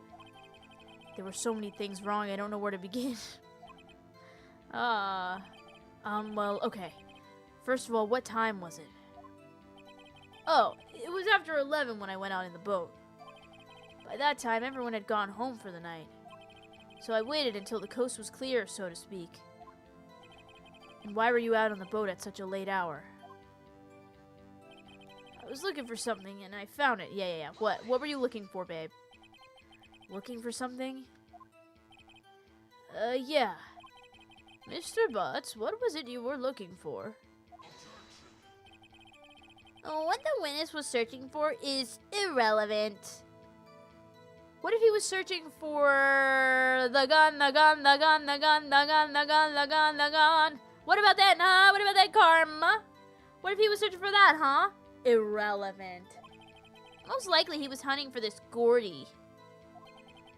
That's surprisingly close to the truth in a sense. This is all irrelevant. Let's get it over with. Oh, now that you're gonna lose, you want to get it over with. Oh, wait, that's not true. He wanted to get it over with when he was gonna win, too. He just has a lot. For someone who has so much time in this world, he really wants to quicken the pace.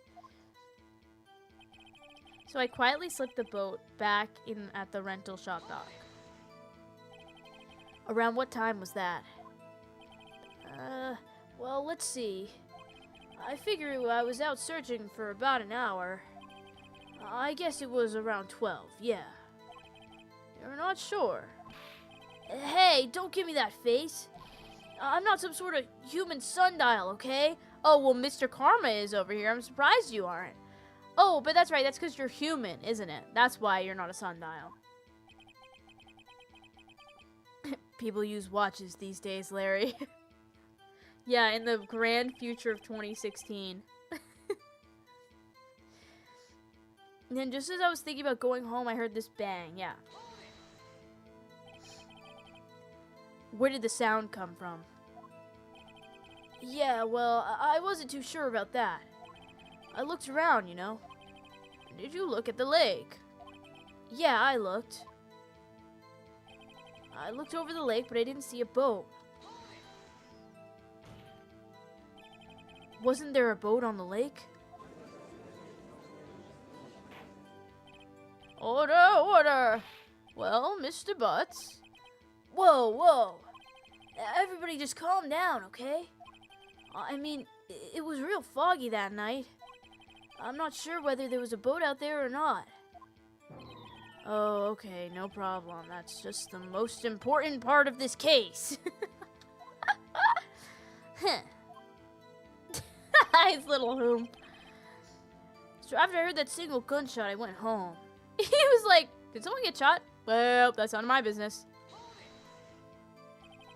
So you only heard one bang, correct? Yeah. Huh. Well, Nick? It was pretty wishy-washy testimony, wasn't it? Guess I should just start working on the contradictions. Sorry. I wish I could be more helpful. I wish I could call my sister. Well, the contradiction is that the one bang, right? I think we should say, when he said I was looking for something, I might present the The canister? Do I not have it? I don't have it anymore. The parrot? Well, I guess when they say 2 gunshots, I'll take out Lottie's testimony. I heard this bang, but I didn't see a boat. After I heard that single gunshot, I went home. Okay, I think after, when he says I heard that single gunshot, I'm gonna say the testimony says there's 2. I think. Oh, gulp. It's the only thing I have, really. Yeah. Wait a second, Larry. What? You only heard 1 bang? You're sure? That's what I said. But Mrs. Lotta Hart testified yesterday that she heard 2 bangs. And the old man just now said the same thing. They both heard 2 gunshots that night. Huh? Were you even listening? Were you paying attention to... Oh my god, Phoenix. Were you paying attention at all to what they said? Yo, Nick, please. Huh? You know, something's been bothering me. Uh-oh. I'm a witness, see? I'm like a customer here. So you ought to treat me nice and stuff, okay? Is the Butts fighting back against Phoenix, who's kind of a bully? Is the Butts finally fighting back? Is the Butts making his stench even stronger for Phoenix? Is the Butts fighting back with his ass? Mr. Butts? What? You only heard 1 gunshot, are you sure? Well, to tell you the truth, I'm not sure. Not sure? How could you not be sure?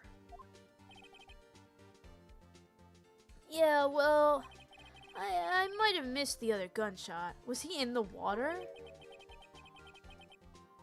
What? I was listening to something else. Something else? What the hell was he listening to?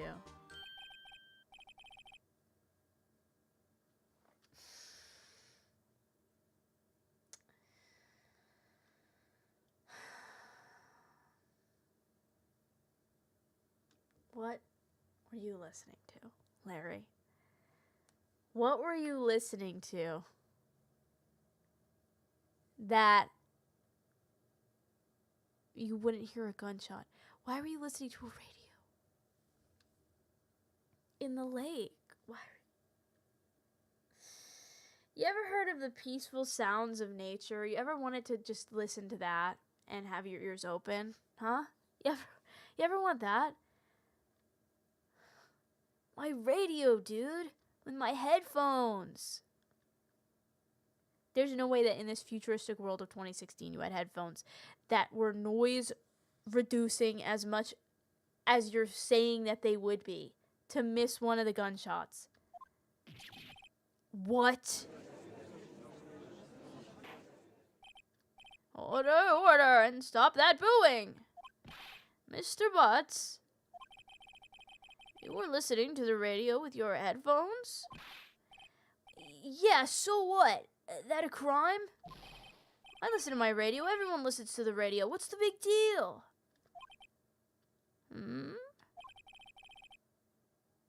Mr. Von Karma, your opinion? Why do we ask him? I don't want his opinion on anything. No. Waste of time. I do not accept this witness, nor his shoddy testimony. Damn, he doesn't accept you, Larry Butts. How does that make you feel? How does that make you feel to not be accepted in a courtroom? He's not being very nice to you, is he? Does that make you want to do something? Does that make you want to tell the truth so strongly that it erases all forces of evil? And lets justice rise? Does that sound great to you, Larry?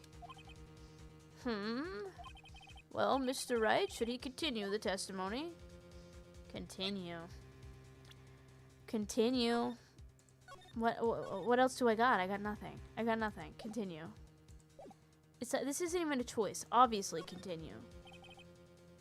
Your Honor, please allow the witness to continue his testimony. Meh. Nothing is more pitiful than a lawyer who doesn't know when he's lost.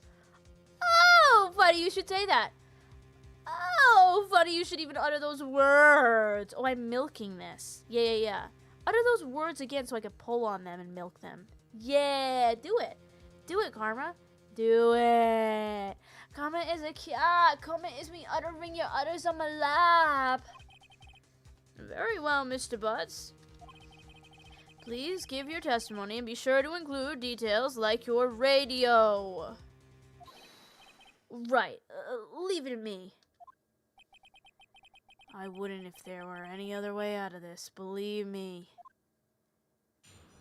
Okay, let's see. What Larry heard. It's lonely being alone on Christmas Eve. Go ahead, write your journal entry live for us, Larry. Talk about how you're not liked by your girlfriend and you're lonely.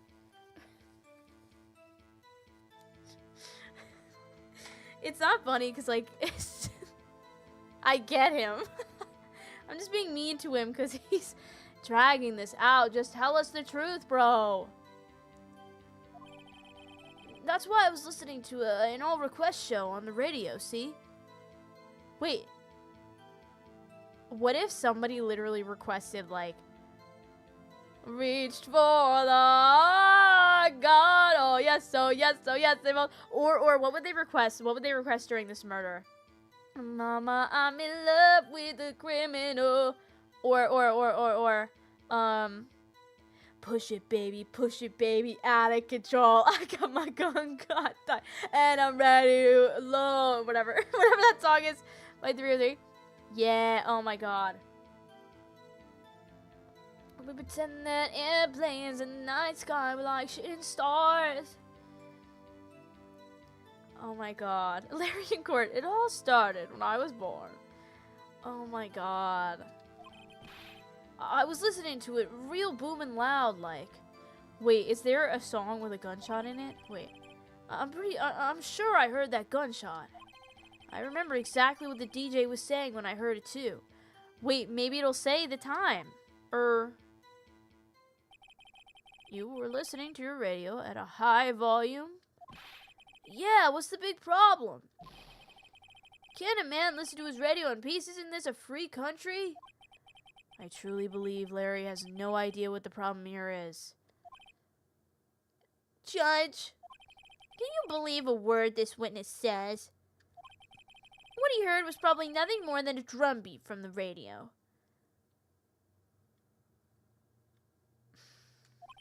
I can't even say anything about what he says. Like, I'm just so... The rage I feel when he speaks is just insurmountable. True enough, it is difficult to believe this testimony. Objection! Yeah, come in with that objection, babe. Wait, Your Honor. The witness said he remembers exactly what the DJ said when he heard the gunshot. Excuse me, DJ... Oh, fucking Christ. You've never seen... Like, when this game was set in 2001, I was giving him some leeway. But now that I know it's set in the ripe year of 2016, and he's saying, DJ, you don't know any DJ? You never even heard of DJ Tanner, the one and only? Fake fan. Whatever happened to predictability? Well, apparently it's not in this room because 3 minutes passed a long time ago, Karma. Didn't it? An announcer. The guy who says things on the radio. Anyway, what this means is, when he heard the sound, no music was playing. The DJ only talks between songs. So unless the DJ was going like, pow, pow, he was like, let me show you my amazing, my amazing beatboxing techniques. And the DJ starts doing gunshots on the radio. Literally, the DJ was probably saying some shit like, welcome to Merry Christmas Eve, everybody. Welcome to the channel of the sounds. the DJ was going, Have yourself a merry little Christmas Eve, everybody. If you're lonely out there, I just want you to know that Mariah Carey has you covered, and she's here to spend some time with you. Let's ring in the Christmas day with some beautiful tunes and some holly jolly times. Here's Mariah Carey. And that's what he would say. And then the background, you just hear, bang! A man's dead. This isn't funny. But Mariah Carey starts going, and then there's a bam! That's not funny. It's not funny. It's not funny, but it's kind of funny. The DJ only talks between songs, so we could have heard the gunshot from the lake. I'd like to cross-examine the witness, Your Honor. Very well, Mr. Wright. I can't believe I'm continuing this charade. Me when I play charades. And no one's guessing it. It's lonely being alone on Christmas Eve. That's why I was listening to an all-request show on the radio. Did you request anything? I'm curious. Do you by any chance remember the name of the program you were listening to? Oh, shut up. This has nothing to do with the case, Your Honor.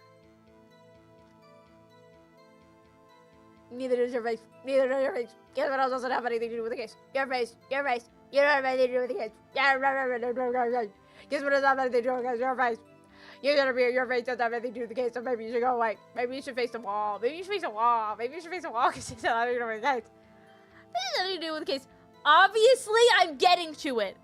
If you didn't object so quickly, if you didn't object like you were waiting to jump in, like you didn't even, like your reflexes are so overly strong. You went to the gym and you worked out, but you overworked out your reflexes. So now they're working on a radar that none of us, it doesn't help anyone. It's when people work out and their muscles are so defined that it's like, what is even the point of this? Your reflexes are a defined muscle that no one wants to look at. What do you mean? Oh, this has nothing to do with the case. Well, if you let me say a couple more words, then maybe it would. Oh my God, you're freaking, go burn in the sun. Objection sustained. The witness was listening to the radio. That is all we need to know. No, it's not, because if we know what radio station it is, we know what kind of music. What if it's a lo-fi station? What if this station is playing it's only playing someone going, ha, ha, ha, ha, ha, ha, ha, for 24 hours? What if the station is ASMR? What if the station is people going, hi, welcome. Today we're going to be doing a special on how to kill a vampire. And the sounds you're going to hear are just from me stabbing a corpse over and over again to help any hunters out there figure out how to kill a useless being such as this one. And that's the oak steak, that is. Next we're going to be working on the pine steak. If we just listen closely to what that sounds like. See, that one went in a little bit. What if he was listening to that? We need to know what he was listening to in order to know if he could have heard the gunshot over the sound. Idiots! Tell us, Mr. Butts, how loud was your radio set to that night? It doesn't matter how loud it is. His voice. Oh, you think the DJ's voice was bow, bow, bow, bow, bow, bow? Like, what are you guys doing? I hate them. I was listening to a real booming loud, like. Real booming loud. Yeah, you know. And you had headphones on. Yep. What if you... Okay, well... I don't know if this is in the Hamilton soundtrack, but if he was listening to Hamilton and that one song comes on and then there's like a gunshot, okay, then I would understand. Then maybe there is an issue with that. But if he's listening to musical theater, there's no chance. I wouldn't think you could hear anything going on outside at all. But I'm sure I heard that gunshot. Can you prove that? No, of course you can't. I can't prove it. But I remember that moment real clear. I mean, while I was talking about it, it came back real clear to me, you know? I remember exactly what the DJ was saying. Tell me. What did she say? Mr. Wright, please cease these pointless questions. It's like you're looking at a triangle in front of you and saying it's pointless. It's exactly what he's doing.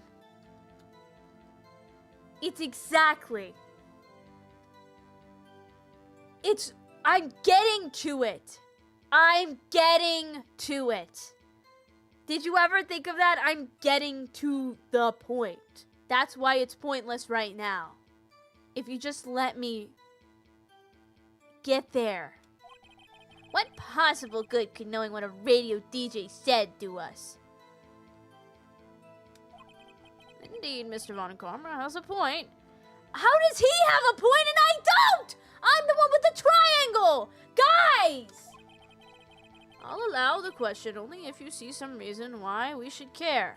We should care. We should always care what DJs say. DJs' sentences matter. DJs' words are important. I hope that the DJ said something like, I want to smack those. Like, I want to smack her.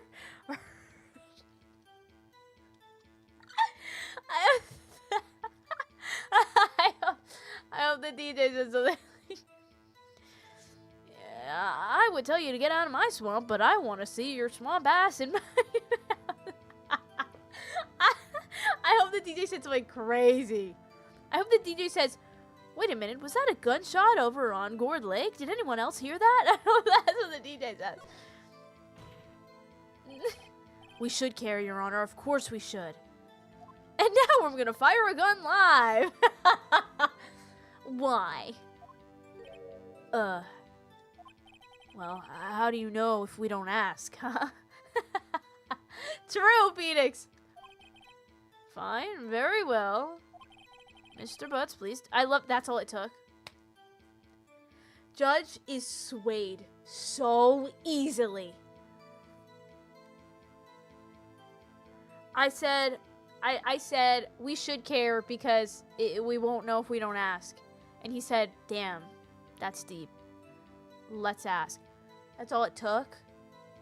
That's all it took? Live from the radio announcer, live from Gourd Lake, I see a boat with two people, and it looks like one of the men in the boat did not shoot the other. Isn't that strange? Can I have callers come in and guess why this happened? What was the radio announcer saying when you heard the gunshot? Literally, wait, guys, we gotta guess what they were saying. Like, what possibly would the radio announcer say? I'm kind of on Von Karma's side a little bit. What would this radio announcer say that would change the trajectory of this case? What would it say? The announcer's gonna be like, somebody tug on my Gordy or call me Sally. What? Our next song is is Don't Trust Me from 303.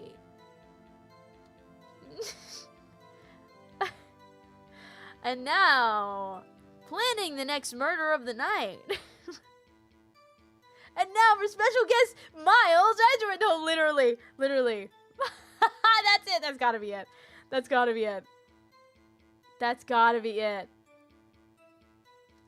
What did he say? Just when she said, oh my god. That means it was before. Oh, it was just about the timing. Just when she said, hey, it's almost Christmas, I heard the gunshot. It's almost Christmas. So it's not Christmas yet. So the timing is what matters. Are you sure? Of course I am. She had this real sexy voice. Huh. Maybe Von Karma was right. I'm not sure how that helped us at all. This is the most ludicrous testimony I've ever heard. It could be more ludicrous to me. It could be way more ludicrous, for sure. There is one gleaming ray of hope in there. I've got to press it until we get to the bottom of what happened. Alright, well, we got a show. We got a show about the timing.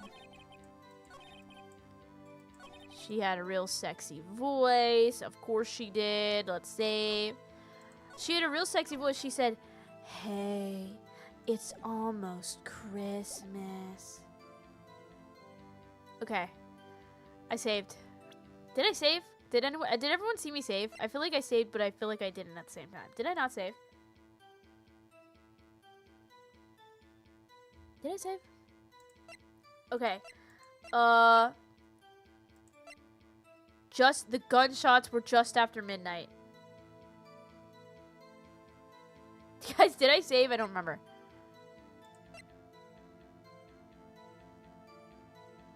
Sometime on the 24th or 25th, shot from approximately 1 minute. Okay, I'm gonna show a lot. It has to be Lada's.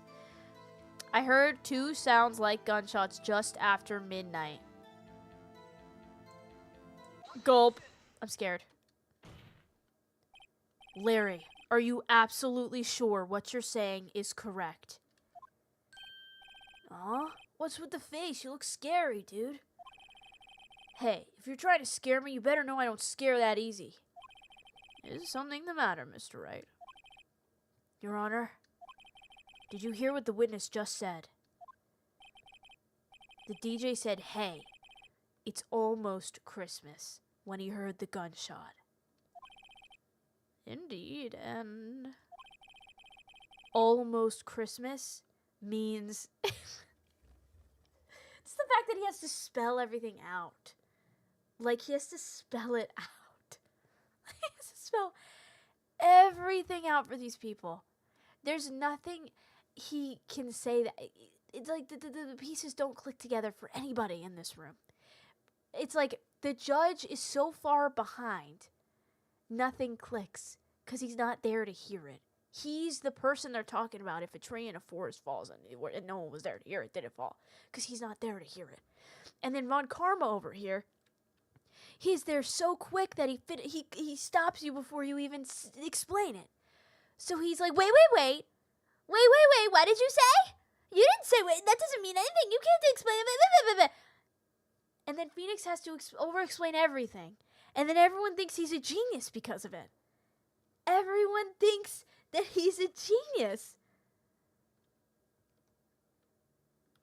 Because he's out here saying, almost Christmas means it wasn't Christmas. Do you realize what this means? I don't think they do, Phoenix. I'm going to be honest. If they couldn't catch that, I don't think they do. I don't think they have a sliver. They can't even slobber over this thing. Sliver. They have no reason to realize anything. You just have to tell them, Phoenix. When he heard the gunshot, it was still Christmas Eve. And so Santa was still working? I don't know what your point is. What is the point of this? That would seem to be the case, yes. But that contradicts the 2 testimonies we have heard so far, Your Honor. Both Miss Hart and the old man said it was just after midnight when they heard the shots. In other words, when they heard the gunshots, it was already Christmas. This is a clear contradiction, Your Honor. And what do we do about that, though? Like, what does that do? We need to bring in another witness? Order! What does this mean? Actually, I'm with the judge on this one. I have no clue. Phoenix, spell it out for me. The 2 prior witnesses heard gunshots after midnight. Is Larry lying, then? However, this witness says he heard a gunshot before midnight. Judge, the answer is simple. The current witness is plainly mistaken. Just look at him. Suspicious. Says your mom when you were born. What? Well, Mr. Wright, what do you think about Mr. Butts' claim he heard the gunshots before midnight?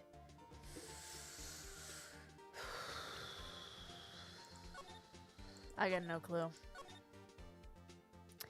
Either Larry's wrong, or Von Karma painted it with the witnesses to say something else. I think Larry would be the one telling the truth, though. Because Lada was just prepped so hard that she believed what she was told. And the old guy probably doesn't have a watch. He probably uses, like, a sundial, because, I don't know, he doesn't seem like he would have a clock, you know? But I need evidence for this. I heard 2 sounds after midnight on the file. Name Polly. I doesn't need that. Fired 3 times? Interesting. Oh, well that's why. The photo was taken at 11:50 p.m. Larry's right. Larry's not mistaken, Your Honor. He heard that gunshot before midnight. Intriguing. I'm assuming you have evidence for this wild claim. Ugh! Show me evidence there was a gunshot before midnight. This one, bitch. Look at this photograph. Look at this photograph. This was taken by our witness yesterday, Miss Lotta Hart, with her automatic camera. The timestamp on the photo reads December 24th, 11:50 p.m. Oh? But there's nothing on the lake in this picture. Your Honor, the real issue here is not why nothing is shown in this photograph. It's why this photograph exists at all. What do you mean? Your Honor, you fucking idiot. Your Honor, if you would just let me say you're a goddamn idiot. And I will explain this to you. But I really need you to know that the reason I'm explaining it is because you're a fucking idiot. This photograph was taken by an automatic camera. That camera was set to go off in response to loud noises. Aha! Correct. There was a loud noise on the lake at 11:50 p.m. That is why this photograph was taken. In other words, when Larry heard that gunshot, it was most definitely still Christmas Eve. Indeed, it would seem that is the case. Then where does that leave us? Miss Hart testified that she heard gunshots after midnight. Are you claiming she was mistaken? Not at all, Your Honor. It is a fact that the camera also triggered at 15 minutes after midnight. What? Your Honor, that night there were 2 sets of gunshots, with a 25-minute pause between them. What? What? I could do a lot in 15 minutes. Why would this be? Don't be fooled, Judge. That camera was set to respond to loud noises. Yes? There was no proof that the loud noise at 11:50 was a gunshot. Why, the witness could have sneezed, triggering the camera. Hey, my nose was clear that night, man. Clear! Well, Mr. Ray, there's no turning back now. Can you prove that the loud noise at 11:50 p.m. was indeed a gunshot? Can I? Let's see.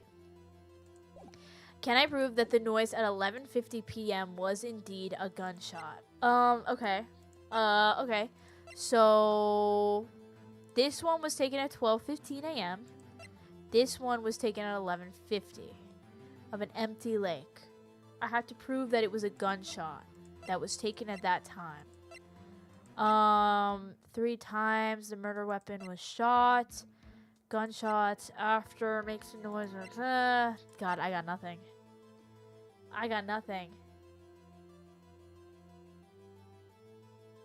How can I prove that the loud noise at 11:50 p.m. was a gunshot? No, the camera won't do anything. The only thing, the murder weapon fired 3 times. So, I guess it could be that 2 of them were at one time and then 1 was at another? This is literally the only thing it could be. was actually the classic clap of your ass cheeks? No, yeah, I believe you. Your Honor, it was ass cheeks clapping. It actually has to be the gun because the camera just says that it was. The whole point is that we know it's a loud noise. We need to prove that it was a gun. So it has to be the pistol because it was shot 3 times. Correct? I think. Please show the court evidence if you have any. Well, take that. This is my evidence. The murder weapon? Something about this pistol was bothering me, Your Honor. Both of the witnesses who testified yesterday heard 2 gunshots. However, the murder weapon... Whippin'? The murder's whippin'! Ooh, getting a little kinky. The murder weapon was fired 3 times. When, then, was the last shot fired? Only now have I realized the truth. That 3rd shot was the shot Larry heard just before midnight. Wait, that low-key hit so hard. The music and his slam of the desk, that hit so hard. Order!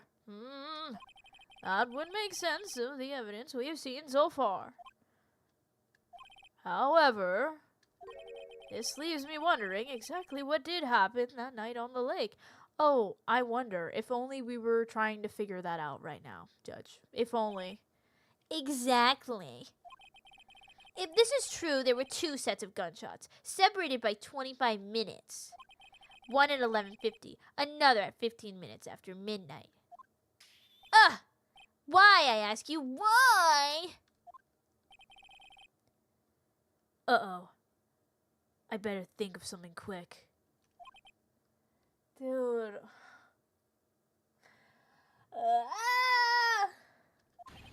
Wait a second. Gunshots separated by 25 minutes?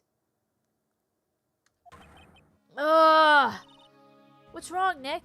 Maybe the gunshot, maybe the gun ate food and then it was waiting 25 minutes to go swimming? Maybe Gordy is real and was there and then left after 25 minutes and came back to finish the job? I have it. Wait, Phoenix is literally like, sweetheart, I had him! His throat was bare beneath my bed. I had him! Huh? Remember the case with the steel samurai? Barely. I kind of blocked it out, honestly. Huh? Yeah, of course I remember. The murderer in this case had the same idea as the murderer in that case. So they planned it all? Didn't... What do you mean? Maya. Yes? If we don't figure this out now, we'll never overturn Edgeworth's guilty verdict. I've got a hunch, and I'm gonna run with it. Right. I mean, is this safe? Safe? We've already gotten a guilty verdict. We have nothing to lose. So this person is trying to frame Edgeworth. Or are they saying... Because in the last case, what happened was the guy was trying to kill the one person, and it was self-defense. Is he saying that Edgeworth... No. I think it's staged. I don't think it's self-defense. It's... You know what's so annoying, honestly? Is that Edgeworth is, like, not even telling us anything that happened. If Edgeworth could just tell us what happened from his eyes, like, why was he there meeting this person? When did they meet? Was the person alive when they got on the boat? You know what I mean? Like, come on. You just watch and let me know if I say anything that sounds fishy, okay? Right, Nick. Actually, it's Nick Wright. Your Honor. Yes, Mr. Wright. The testimony just now has cleared up this entire case. Let's go, Phoenix. Follow that hunch. I will follow you with your hunch. What do you mean, Mr. Wright? So, you finally realized the truth. There can be no other murderer here than Miles Edgeworth himself. Wrong, Von Karma. A man was shot that night, but it wasn't Edgeworth who did the shooting. Okay. Ooh. Listen, rookie. Oh! Don't call me rookie. Don't call me rookie. You're the one wearing blue. Take a deep breath and consider the facts. At the time of the murder, one boat was on that lake. This was shown by the witness's photograph. The defendant Edgeworth and the victim, Robert Hammond, were on that boat. Ow. They shot me! There was a gunshot fired on the boat and Robert Hammond fell into the lake. The distance of the shooting was 1 meter. It couldn't have been suicide. Well... the guilty party has to be the other man on that boat. I admit it is hard to imagine any other possibility. Yes. But this assumes that the victim was shot at 15 minutes after midnight. Oh? What do you mean by that, Mr. Wright? We have photographic evidence of the time of the shooting. The timestamp on the photo says 15 after 12:15. But Larry heard a gunshot 25 minutes before that. Robert Hammond was killed then, 25 minutes before the shot on the lake. That's the only way that Edgeworth could be innocent. Gulp.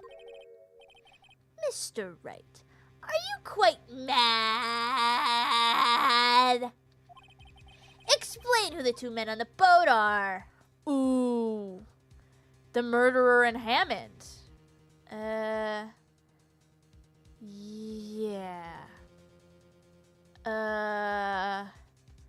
Yeah.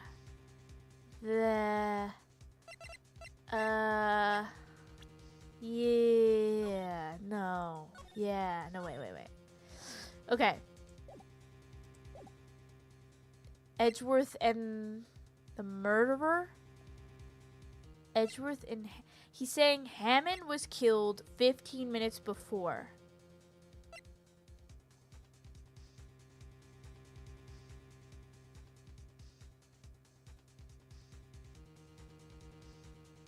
Unless the victim isn't Hammond?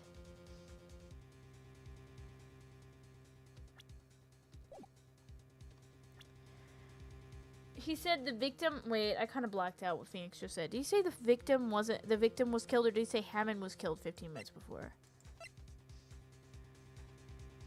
If Hammond was already dead, then the person on the boat wasn't Hammond.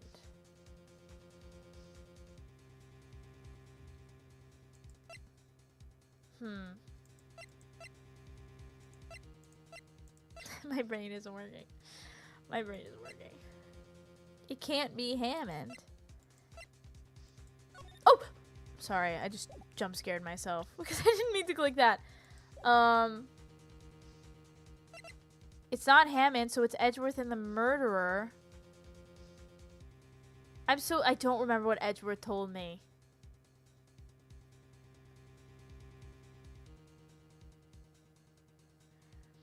Edgeworth was on the boat, and the murderer was on the boat, and he faked his death of the murder.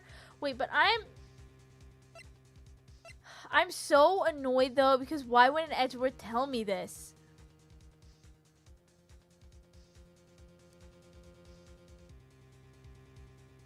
It's gotta be Edgeworth and the murderer. I'm trying to think, what did he... I'm so lost. Wait, so...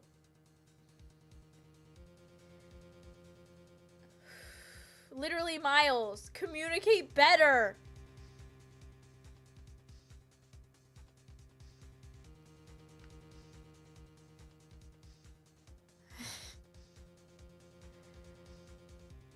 I'm trying to think. Phoenix just said that this case is doing the same thing the Steel Samurai did. What the Steel Samurai did was that the victim was the murderer. Technically. So is that what it's saying? That the murderer is Hammond himself? Yeah, can you believe? I'm like, honestly, it's kind of frustrating. I'm not even gonna lie. How, if Edgeworth just told us this, we wouldn't have had to go through all of this crap. Honestly, if Edgeworth told us this, we would have been the one saying, this court is done in 3 minutes. I would have been the Von Karma. Because what do you mean we didn't know any of this information, Edgeworth? You little bitch. Oh my god. So, this is my problem though. I don't understand if let's say the person's on the boat, so the person on the boat pretended to die and then they found Hammond's body maybe? So the murderer is the person who killed Hammond and they're on the boat. They fell off the boat, pretended to die, and then they put Hammond's body in the water?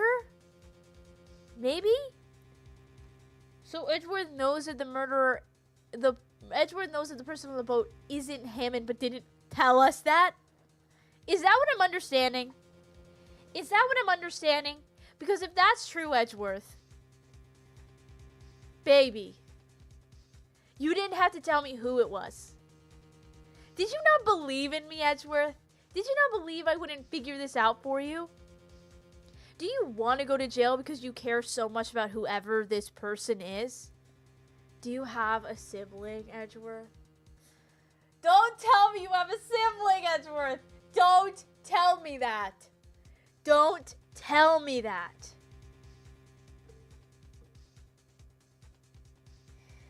Edgeworth, if you know who killed somebody and you were gonna take the fall for them, don't hire me as your defender! Don't hire me! I will let you go to jail, but now that I'm in this, I have to win this. I don't just lose because you care about the murderer. I'm getting you out of jail even if the murderer is your own twin sister. Even if the murderer is your mother, Edgeworth. Even if the murderer is the person who birthed you, they're going to jail. Because guess what? You're innocent. Even if the murderer is me, myself, and I. We're all going to jail. Please.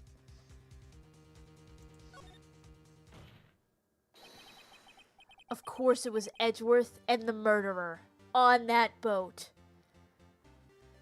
Guys, I'm so dead. I'm gonna go to Edgeworth and I'm gonna, like, actually take his little tousled neck thing and I'm going to burn it. And I'm gonna burn every one of them he owns. Because you know those are hard to find. After the murderer killed Robert Hammond at 11:50, he assumed the guise of Mr. Hammond and met Edgeworth. Okay. What? Are you serious?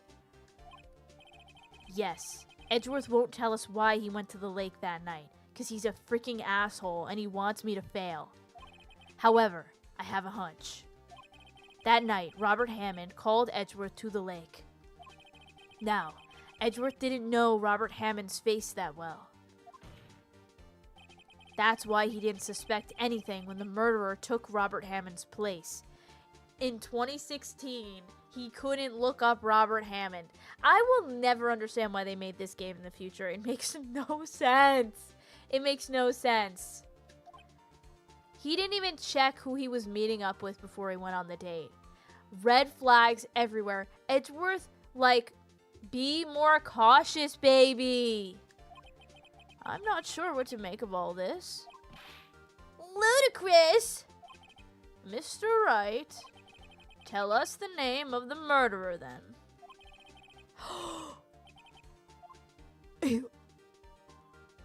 Wait, was it? Do you think it was the mom? Do you think it was Maya and Mia's mom? No.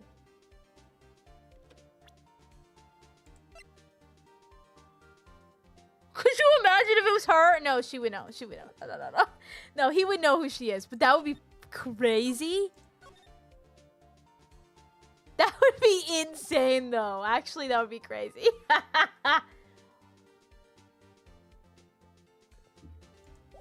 The murderer's name?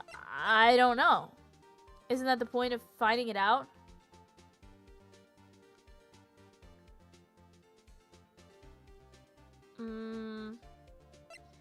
It's not Lotta.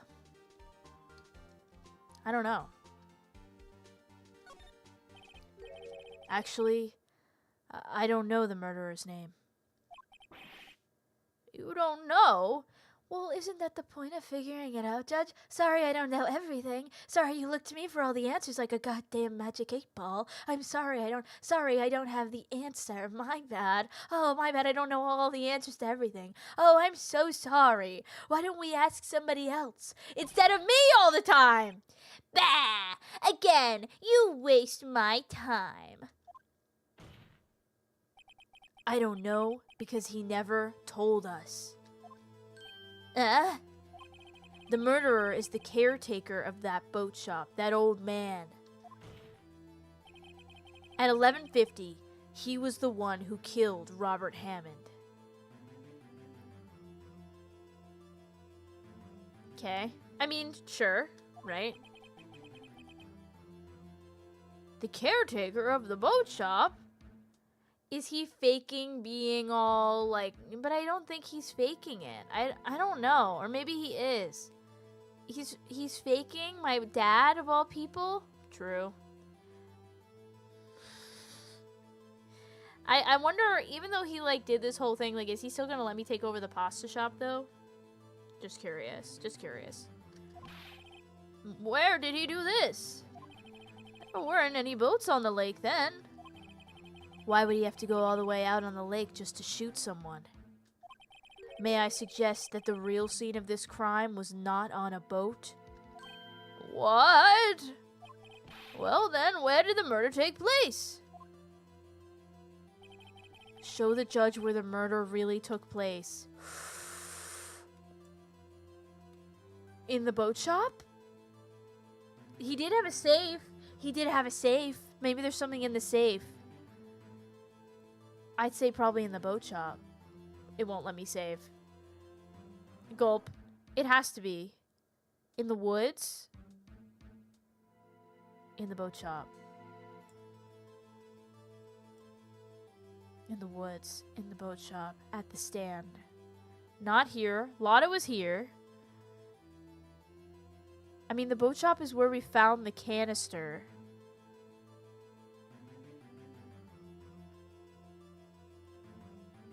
God, I don't know. Do they actually believe that woods exist now? Do they actually believe that woods exist? Could it be the woods? Into the woods to grandmother's house.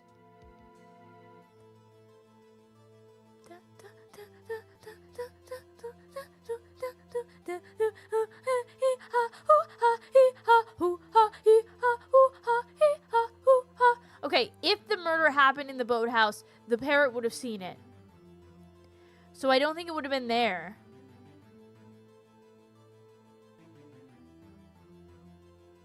This is where the later murder happened. So I feel like it would be in the woods. Unless the popper was here.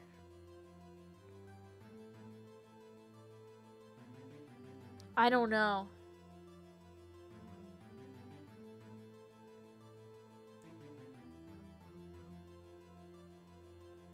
Because if Larry was out on the lake,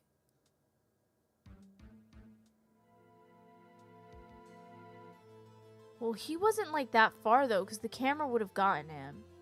So he must have been kind of close, but he didn't see anyone. I feel like it has to be in the woods, because that's where the canister was. But that doesn't have anything to do with anything, right? If he actually killed someone at that time. Larry took the boat out.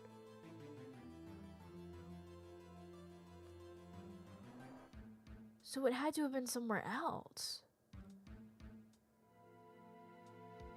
I'm trying to remember anything I saw. I literally can't remember anything. I don't know. How many tries do you think I get? It couldn't have been in... over here on the way, did they think? Lotta heard it. Was he putting the boat away when he heard the gunshot? I can't remember. Larry wasn't where the camera was aimed because the camera didn't pick up anything.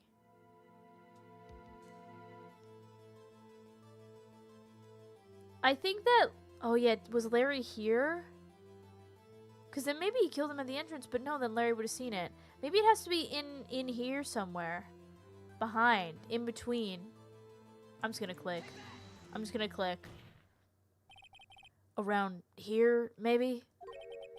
Maybe, Mr. Right? Does this maybe include the reason why the killer would choose that spot? Okay, hold on. Hold on, everybody. God damn it. Let me just look at my evidence. We have to figure out where at 11:50 p.m. he would have shot the person. He's like, maybe, it has to be the boat shop, right? Because, yeah, y'all, if I actually want your answer, I will bring out the gavel, okay? But when I talk like this, I'm just kind of guessing on my own, okay? If you don't know this game either, feel free to guess. But if you do know what happens, don't tell the chat. Because we're all trying to experience it for the first time together. I think, didn't Phoenix make a comment about how clean the boat shop was? Or did I make that up? Like, it was, he said something like, oh, it's weird how clean it is in here or something. And then he had the ocean fish on the wall. I don't know if that means anything, but I'm just, 3 times right hand. It's got to be the boat shop. It's got to be. That's the only thing I could think. I think I was right the first time. He cleaned up all that blood. Yes, well, maybe because there is no good reason. The murderer thought we never expected. Maybe you should try again. He wasn't even surprised I goofed up. You know what? Screw this guy. I deserve 18 chances after everything I've been through. The boat shop, sir. Here, of course. The boat shop, where he lives. That way he can meet anyone with the Wait, huh? That way he can meet... Well, that way he can meet with any... Oh my god. That way he can meet with the victim without anyone seeing. Do you have proof that the boat shop was the scene of the crime? Recall Larry's testimony, if you will. I wish we saw this before. Damn, he was playing battleships out there. That night, he was out on the lake in a boat searching for something. He finds it and returns the boat. Then, just as he's starting to head for home, he hears a gunshot. He heard a gunshot, Your Honor, even though he was wearing headphones at the time. In other words, the gunshot was very, very close by. And where would that be if he had just returned a boat? The boat shop. Yeah. If only they showed us that before. Mr. Wright, what happened that night on Gourd Lake? Please tell the court from the beginning. Yes, Your Honor. Nick, are you sure about this? Not really. But I think if I start at the very beginning and I take it slow, I might just be able to figure this out. Do I actually have to do it? Oh my god, they're actually making me do it. They're actually making me go step by step. In chronological order? Oh, buddy, I'm done. When I tell a story, I go around and around like I'm on an ice skating rink. There's tumbles, there's segues, there's so many things that happen. There's no way. That night, the caretaker of the boat shop called Robert Hammond in his shop. Okay, I don't think I have to do anything. I think we're fine. Oh my god, and the parrot witnessed it all? Or did the parrot really do it? Or did the parrot really do it itself? Maybe we've got it all wrong. Maybe we've got it all wrong, Phoenix. No, I'm projecting. That poor parrot witnessed a murder. This was around 11:50. That was when the gunshot that Larry heard was fired. Dude, if we could get this parrot to come out and we say, Polly, what did you hear at 11:50 p.m.? And then Polly goes, bang, squawk. The parrot says, like, does an accurate depiction of a gunshot, and then it goes, squawk. That was when the gunshot that Larry heard was fired. After that, the caretaker put on Robert Hammond's coat. He became Robert Hammond. Okay. Then he got in the boat with Edgeworth and went out into the middle of the lake. Then who fired the pistol on the boat, Mr. Wright? The boat shop caretaker. Because he was, wait. Yeah. That's what Edgeworth said. Of course, it was the murderer who shot the pistol. Why wouldn't he just kill Edgeworth instead of going through all this effort? I'm like, just kill Edgeworth and be done with it. He shot twice. Both missed Edgeworth on purpose. Wait a minute. Yes. Why would he shoot twice if he didn't mean to hit anyone? Details. Yeah, literally, whenever it's about details when I'm asking the questions, it's like, oh, we don't need to know that. That's irrelevant to the case. That's irrelevant to the case. But when you want to know the details, oh, that's the most relevant thing ever, isn't it? Isn't it, Karma? Know this, Mr. Wright. The moment you run out of explanations is the moment you lose. Oh, so before you didn't want any explanations, and now you want them all. And now you want me running with the explanations. Oh my god. Tell us why the murderer had to fire twice. To create a witness. To make sure someone heard it. I believe he shot twice to create a witness, Your Honor. Create a witness? The murderer lifts his pistol and fires one shot. That ensures that anyone who heard the shot would look at the lake. Indeed, Miss Hart did exactly that after hearing the first shot. Next, the murderer waits a bit and he fires again. Then, plops and he cannonballs. The murderer jumps from the boat himself, leaving the pistol in the boat behind him. That's why Edgeworth was like, I can't believe he's dead, because, like, what do you mean he just shot 2 bullets and then fell into the water, cannonballed? I thought we were having a good old time. I thought we were going skinny dipping, but no, he just fell into the lake and he's dead now. I was coming out for a good time, and now I feel like, I don't know, I feel like I can never have a good time ever again. I was here for a party, not a funeral.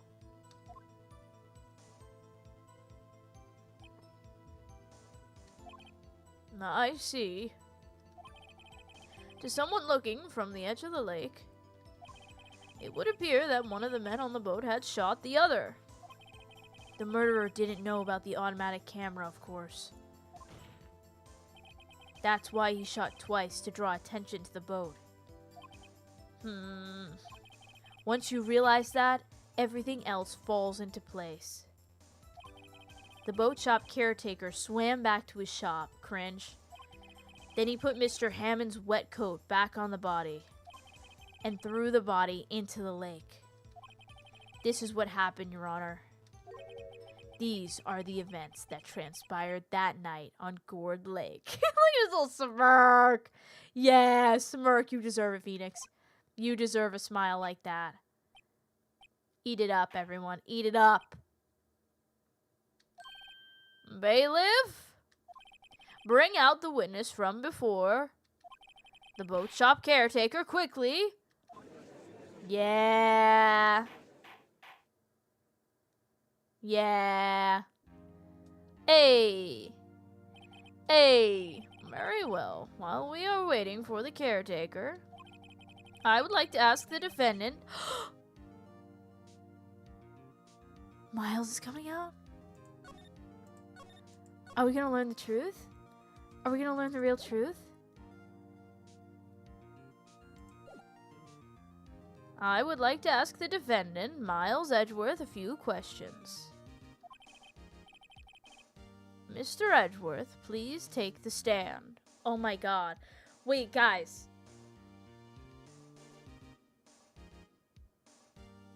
We should do this now, right? Maybe we stop before the other guy comes out? This is crazy. There he is. Finally, they actually bring the person being accused to the stand. We haven't seen the person being accused on the stand ever. They deserve to speak. They do.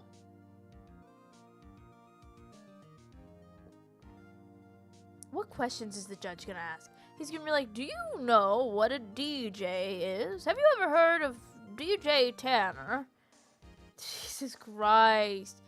Have you been a good boy? That's what he's gonna ask. What would you like for Christmas? Mr. Edgeworth, you heard what the defense has said? Yes. Well, why did you go to the lake that night?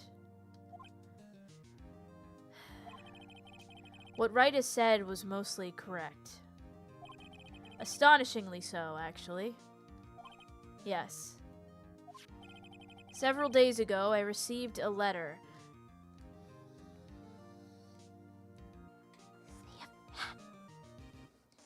This is the information you should have been telling us before, Edgeworth. Edgeworth, this is the information you could have told. Edgeworth, if you just told us all this, if you just told us all this from the beginning. If you could just told us. If you just told us all this. If you just told us all this information before.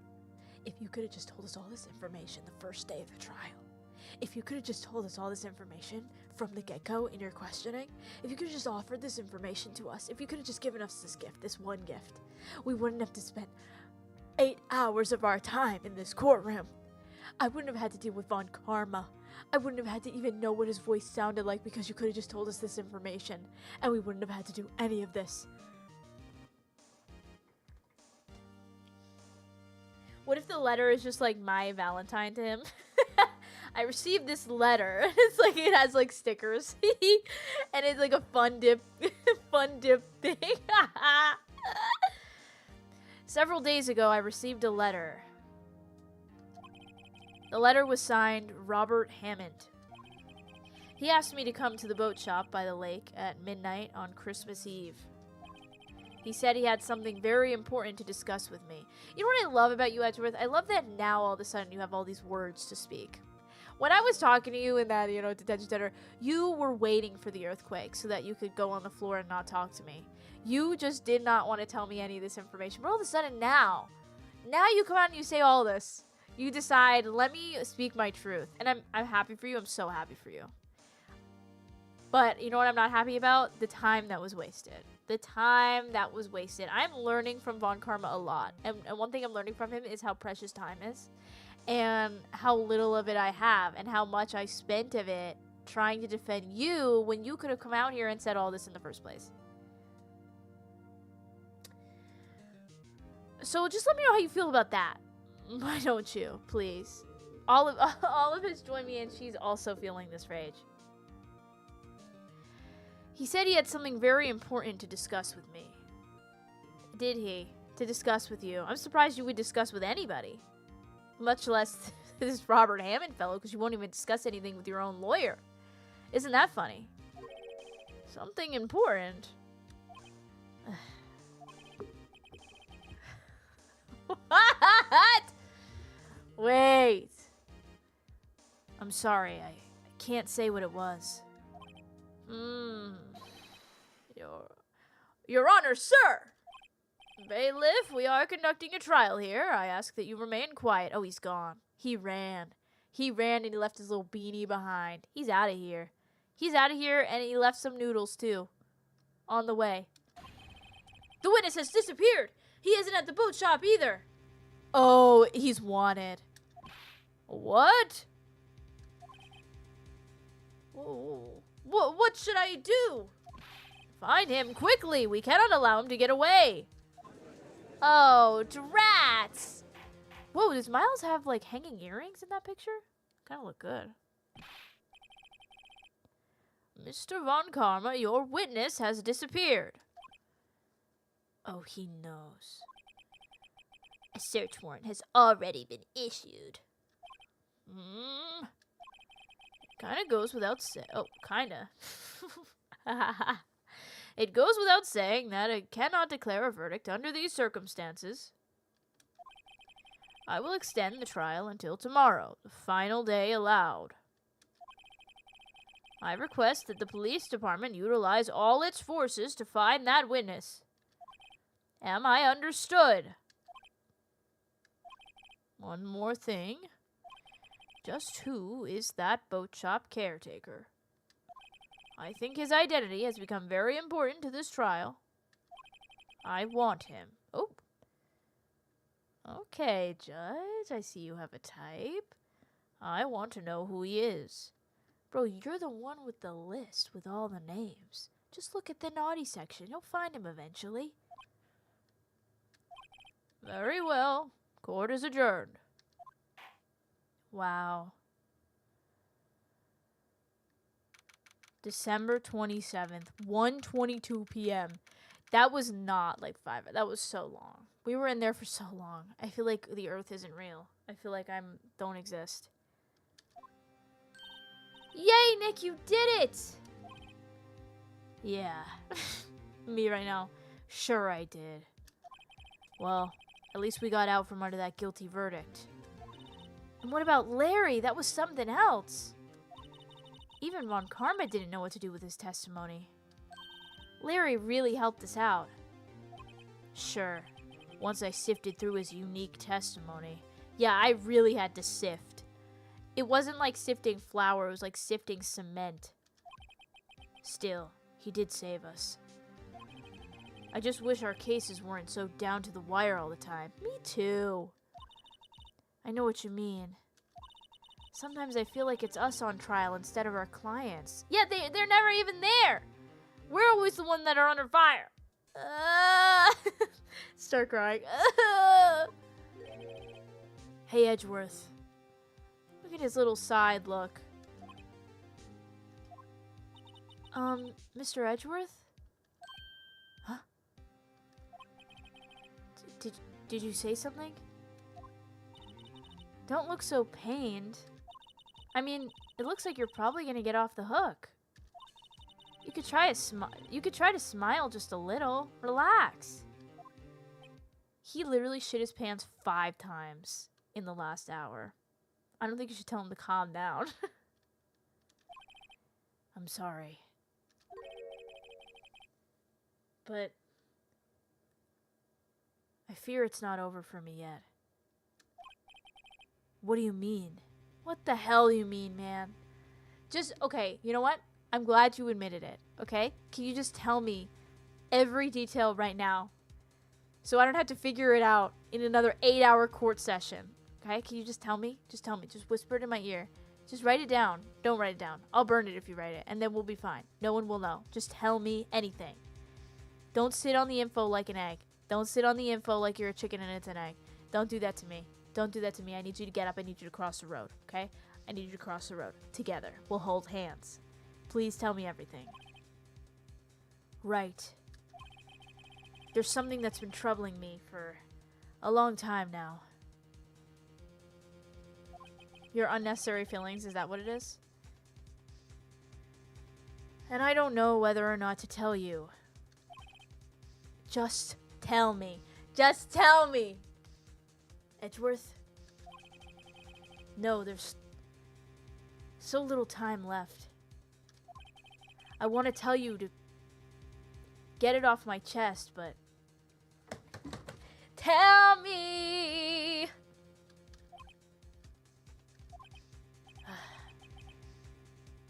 I can't make up my mind. I'll make it up for you. Tell me. What is this about, Edgeworth? It's... Oh! Oh!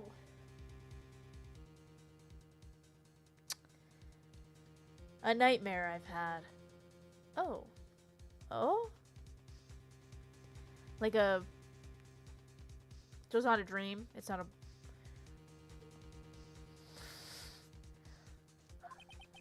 a memory of a crime that I committed. A crime you committed? A memory of a murder. Is it like this one that you remember? What do you mean to be continued? Huh? You think you killed your dad? I don't know. Maybe it's just trauma, babe. I don't know. You could have just remembered it wrong. I mean, it's a dream, you know? To be continued? That's kind of insane work. They said to be... They said, we don't continue now. We don't. Write and Co. law offices. We're stopping here, absolutely. What the hell does any of that mean? I'm saving again. No, I'm not. I saved. Okay, we're good. Dude, what does that even mean? Oh, I had a nightmare. Okay, and? Okay, and? It's still getting deeper, literally. Dude.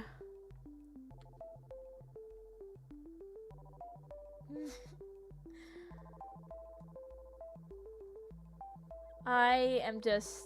I don't know even what to say. I just know that I can't wait to find it out. And hopefully we find out soon. What a crazy trial, man.